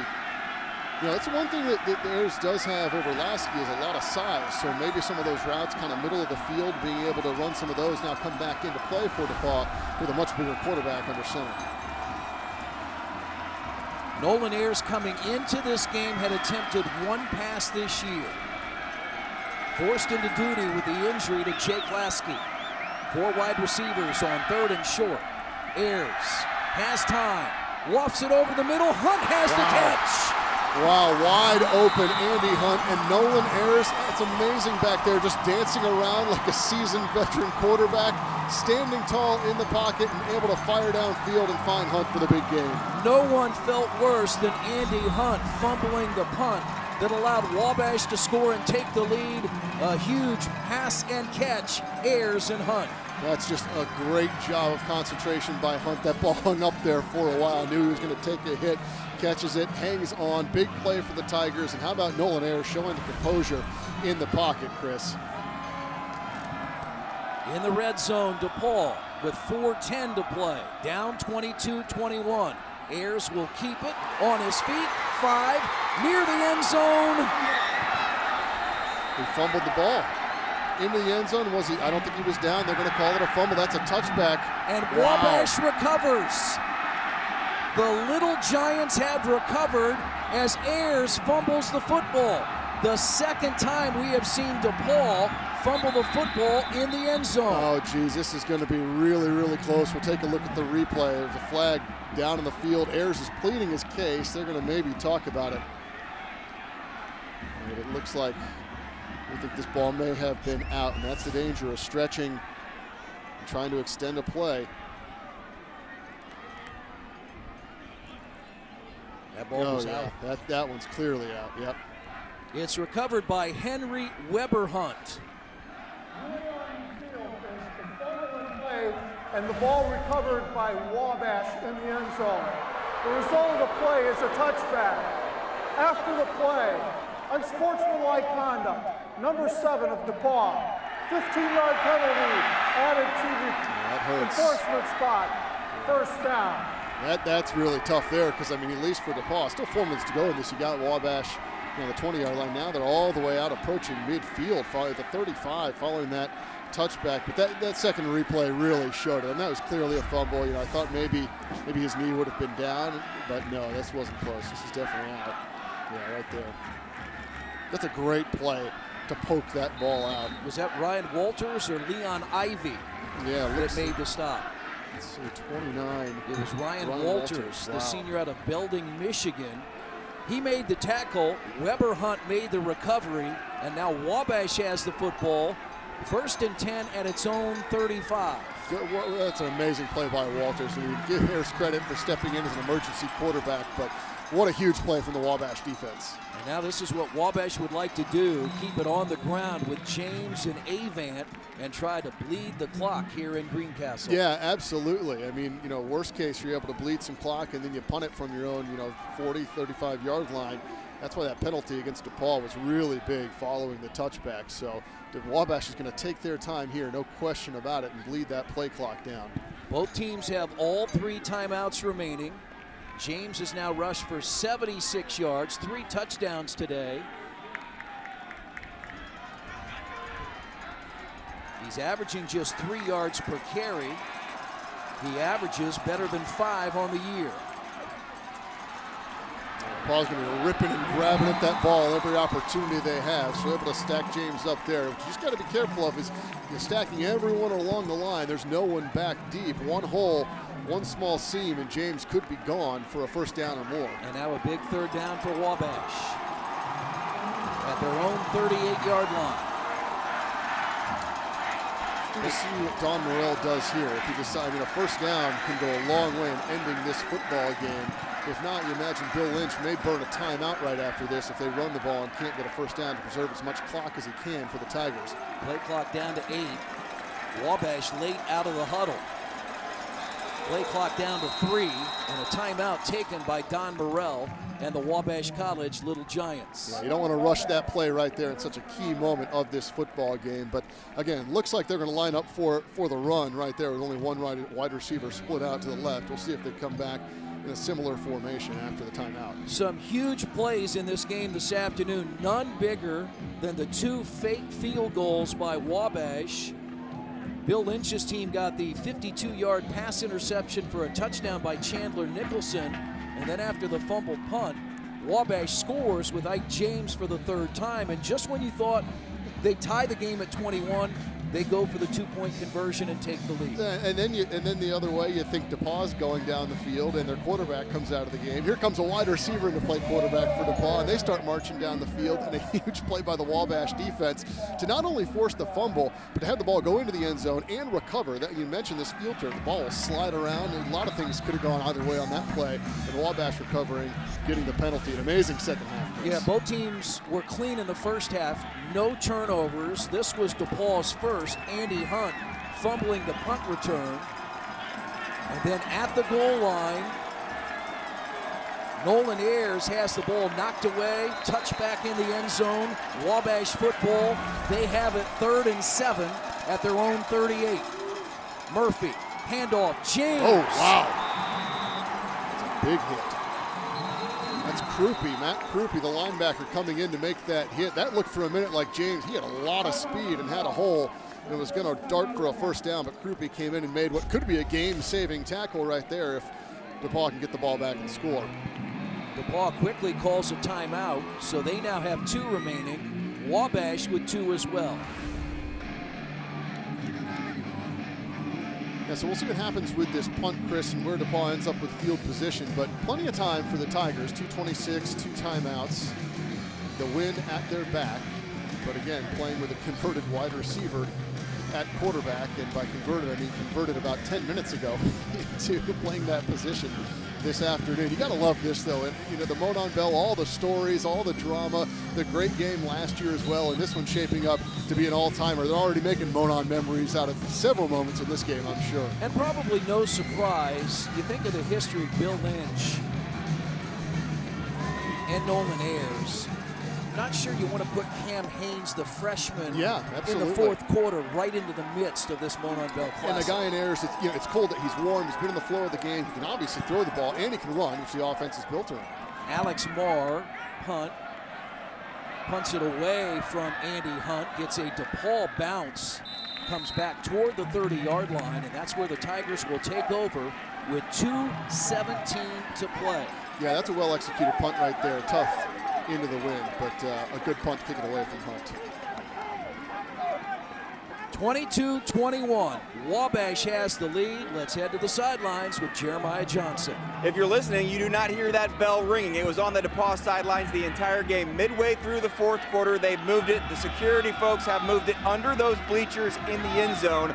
Purpose of that? Sometimes in the past, not saying it would happen today, but it's been a little difficult for the team that holds it to give it up to the team that takes it back. So it is in the end zone right now. It could go back to DePauw or perhaps over to Wabash, depending on what happens on this drive. Thank you, J.J. Brad. A year ago, it was 2:02 to play. Wabash up 34-30 when DePauw scored the winning touchdown. 2:17 to play with Nolan Ayers, senior quarterback, looks for Andy Hunt. That pass is incomplete.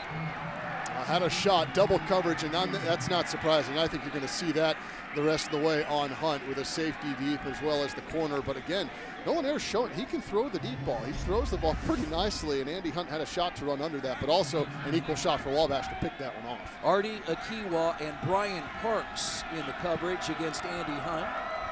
And now second down for DePauw with 2:10 to play. Yeah, much safer moving that ball to a neutral area. Games past, it used to stay behind the sideline and a mad rush would ensue. Ayers keeps it on the ground, and he's out near a first down. It'll be about a yard short, 2 yards short out to the 38. Good pressure there, and a nice job of Ayers to pick up yardage in clearly 4-down territory. So now 2 shots here to get 2 yards for DePauw. Ramon Lopez is in the backfield with Ayers. Ayers forced out of the pocket. Ayers on the move. Ayers pass is incomplete. It was intended for Jake Hagan. And now 4th down and 2 for DePauw. A bit of a throwaway. Had some receivers over there, but that's the right decision there. You take a sack, this game might be over right there. So huge play here. Here's the ball game potentially on 4th and 2 for DePauw. Both teams have 2 timeouts, 1:45 to play, and DePauw will use its 2nd timeout of the half. And what's interesting here, Chris, is that basically means this is the game now coming back. I mean, Bill Lynch with 2 timeouts, would have had a shot, but now this is going to be it on 4th and 2. We set the stage for the final 1:45. Wabash leads DePauw 22-21.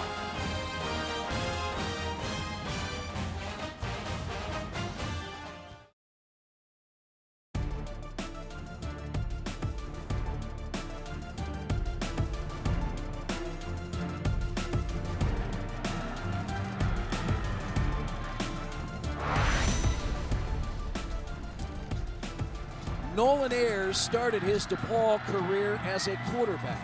He's now a wide receiver, forced to play quarterback. The 5th different quarterback this year for the Tigers. And the Monon Bell has come to this. 4th down and 2. DePauw trails 22-21 with 1:45 to play here in Greencastle.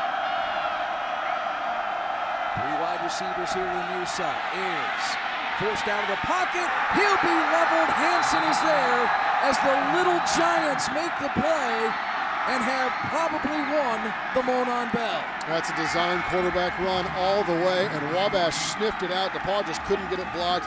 Ayers really had to try to do it on his own and just couldn't. You got to give him credit for coming in a desperate situation and playing quarterback. But what a job by the Wabash defense, sniffing this out. They've been burned on the quarterback run several times throughout the afternoon, and the D steps up and makes a huge play right there and most likely delivers the bell back to Crawfordsville. And the reason we say that, DePauw has just 1 timeout left.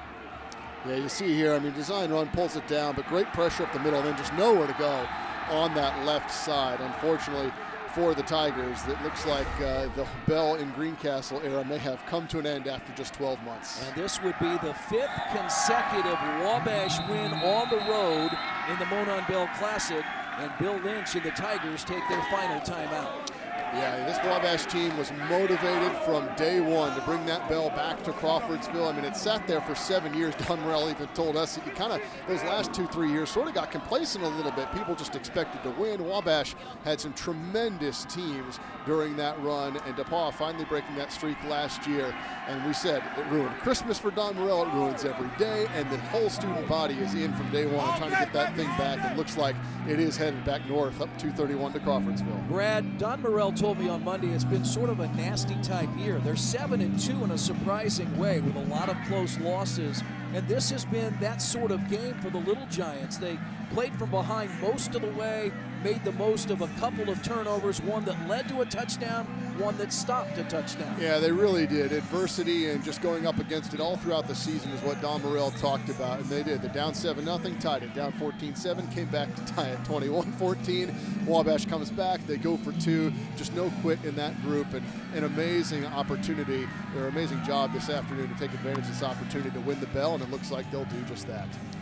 He said there's so much pressure on you as the Wabash head coach, not just to have a winning season, but to win the Monon Bell. Don Morell and the Little Giants lost it last year at Little Giant Hollett Stadium in Crawfordsville. They're going to win it today here at Blackstock Stadium. Yeah, smart play here. Murphy will take some time off the clock again. DePauw cannot stop the clock. Unless the clock doesn't start, which, I don't know, it looked like that clock was stopped for a little bit. It's running now. It's going to be interesting because you would have thought that Wabash could have run the entire clock out, but the play clock's down to 26. They've only got one more play to run, so something crazy still could happen here in Greencastle. In this game, Chris, never say never. But, you know, Wabash is going to have the opportunity here after running the clock down and really pooch punt and see if they can get DePauw, backed up with no timeouts. It's going to take a miracle, but, we've seen some highlights already of great games and finishes throughout the afternoon. And Murphy will take the delay of game. That will put the clock at 49 1/10 seconds. Wabash takes the timeout. There's no delay of game, so they'll keep the ball at the 43-yard line. Yeah, potentially here, if you're DePauw, you're only down a point, so it's not necessarily a Hail Mary, score a touchdown scenario depending on how much time is left when they have the ball. A field goal could still be in play, but you have to take some huge chunk yardage plays to get down the field and put yourself in a position to kick that. But still a little bit more and some time going back on the clock to 51 seconds. So a little more drama than we thought we might see when DePauw was stopped on 4th down. And there is the bell, all lonesome. Sitting behind the stands here at Blackstock Stadium on the campus of DePauw University. Wabash trying to get back the bell. They had won it 7 straight times prior to losing last year 37-34. And they're trying to bring the bell back to Crawfordsville. And their students assembling and trying to get ready to run over and congratulate the team and grab that thing, but we'll see what happens here. If I'd expect maybe they'll try to do the same thing and see if Murphy can run a few seconds off the clock first. Yep. And Murphy will run and then put a knee down. 47 seconds. Play clock will go to 40, and it'll be about a 2-second difference. And you know what? I think all you're going to do here, you're going to take that snap and run back and just sit on the ball. So likely they're not going to try to kick this away. Members of the Sphinx Club at Wabash College waiting to bring the bell back to Crawfordsville. Wabash is in the huddle. They still have a timeout, and Don Morell waiting to call that timeout as the play clock ticks down. And he takes the timeout with 3.9 seconds on the scoreboard here at DePauw. So basically, you need to make sure you kill 4 seconds at 3.9. So let's see if they put, if they put Murphy back in the shotgun, or potentially, Avon's taken several direct snaps. Maybe you put him back there, take a direct snap, a running back that could run around a little bit more. You have some confidence in to just run backwards and kill those 4 seconds. I don't think you do anything crazy here. And obviously, you don't take a knee. You want to make sure you kill the time. Because you've got, I mean, otherwise, DePauw somehow is able to stop the clock before 4 seconds. They're clearly within Hail Mary range, so this could be interesting. Ike James, 3 touchdowns today. 5th all-time on the Wabash single-season rushing list. The sophomore out of Lowell, Indiana. His 3rd touchdown made it a 21-20 lead for DePauw, and then Wabash went for the 2-point conversion. That was the touchdown, the 3rd, that brought Wabash within a point. So here on 4th down, Little Giants, Murphy's gonna roll out. He's gonna throw it in the air. The clock will run out, and the Wabash Little Giants have won the 124th Monon Bell Classic. The Monon Bell is heading 28 miles north to Crawfordsville. Just a fantastic finish to a fantastic game. I mean, this rivalry throughout the years has played out in such dramatic fashion. Another chapter here this afternoon after DePauw snapped a 7-year losing streak in this game last year on a late comeback. How about Wabash bringing the bell back to Crawfordsville with a comeback of their own and some gutty calls from Don Morrell. With the winning head coach, Don Morrell, here's Jeremiah Johnson. Don just went to talk with Coach Bill Lynch. An emotional 3.5 hours. I'm spent, and I just held a microphone. How are you feeling? Feel good. I could play another right now. I talked to you at halftime about the fake field goals. How about going for 2 when you're down 1 in the 4th quarter? Well, I think you come to the Bell game to win it, not to get a tie. We had not played well on offense. That was going to be our best opportunity to win the game, and we did it. Hey, and kudos to the kid. You know, anybody can call the fake stuff. They executed 2 fakes. They executed the 2-point play, and then they didn't quit. I mean, the game looked like it was over, and Wabash always fights. Coach Lynch told me this week that so many times in this game, it's whoever wins the turnover battle. Halftime, neither team had committed a turnover. You're +1 in the second half, and you win the game. We did, and again, our defense shut them out in the second half. Now, it got a little crazy down there at the 1-yard line, but that's the Bell game. Final thought, you had 7 straight wins in the series, Wabash did. Lost the Bell last year. Does it mean more this time to get it back after seeing that empty trophy case in the building at Crawfordsville all year? Way more. The pain our kids went through for a year, it was misery. It was 360 days of misery, and we're thrilled. And kudos to DePauw. They played a great game. Congratulations. Thank you. 365 days of joy now. Wabash wins the Monon Bell. They've won 8 of the last 9, and after losing last year at home, they have won for the 5th straight time in Greencastle. They led just once, and that's when it counted. 22-21. Wabash wins the 124th edition of this great rivalry. I love Don Morrell's comments. You come to the Monon Bell game to win it, and that's what they did. They call the gutsy 2-point conversion call. They complete it. That's what he said. Give the kids credit. The 2 fakes, the 2-point conversion, anyone can call them. The kids have to execute, and they did. And just a tremendous back-to-back years in this game. It's nice to see this rivalry back and forth, to see the closeness of these games, to see the classic plays, and really this is a fantastic rivalry in every sense of the word. And what a game this afternoon, and congratulations to Wabash for taking that bell back up the road to Crawfordsville. Tied at 14 at the half. DePauw led 21-14.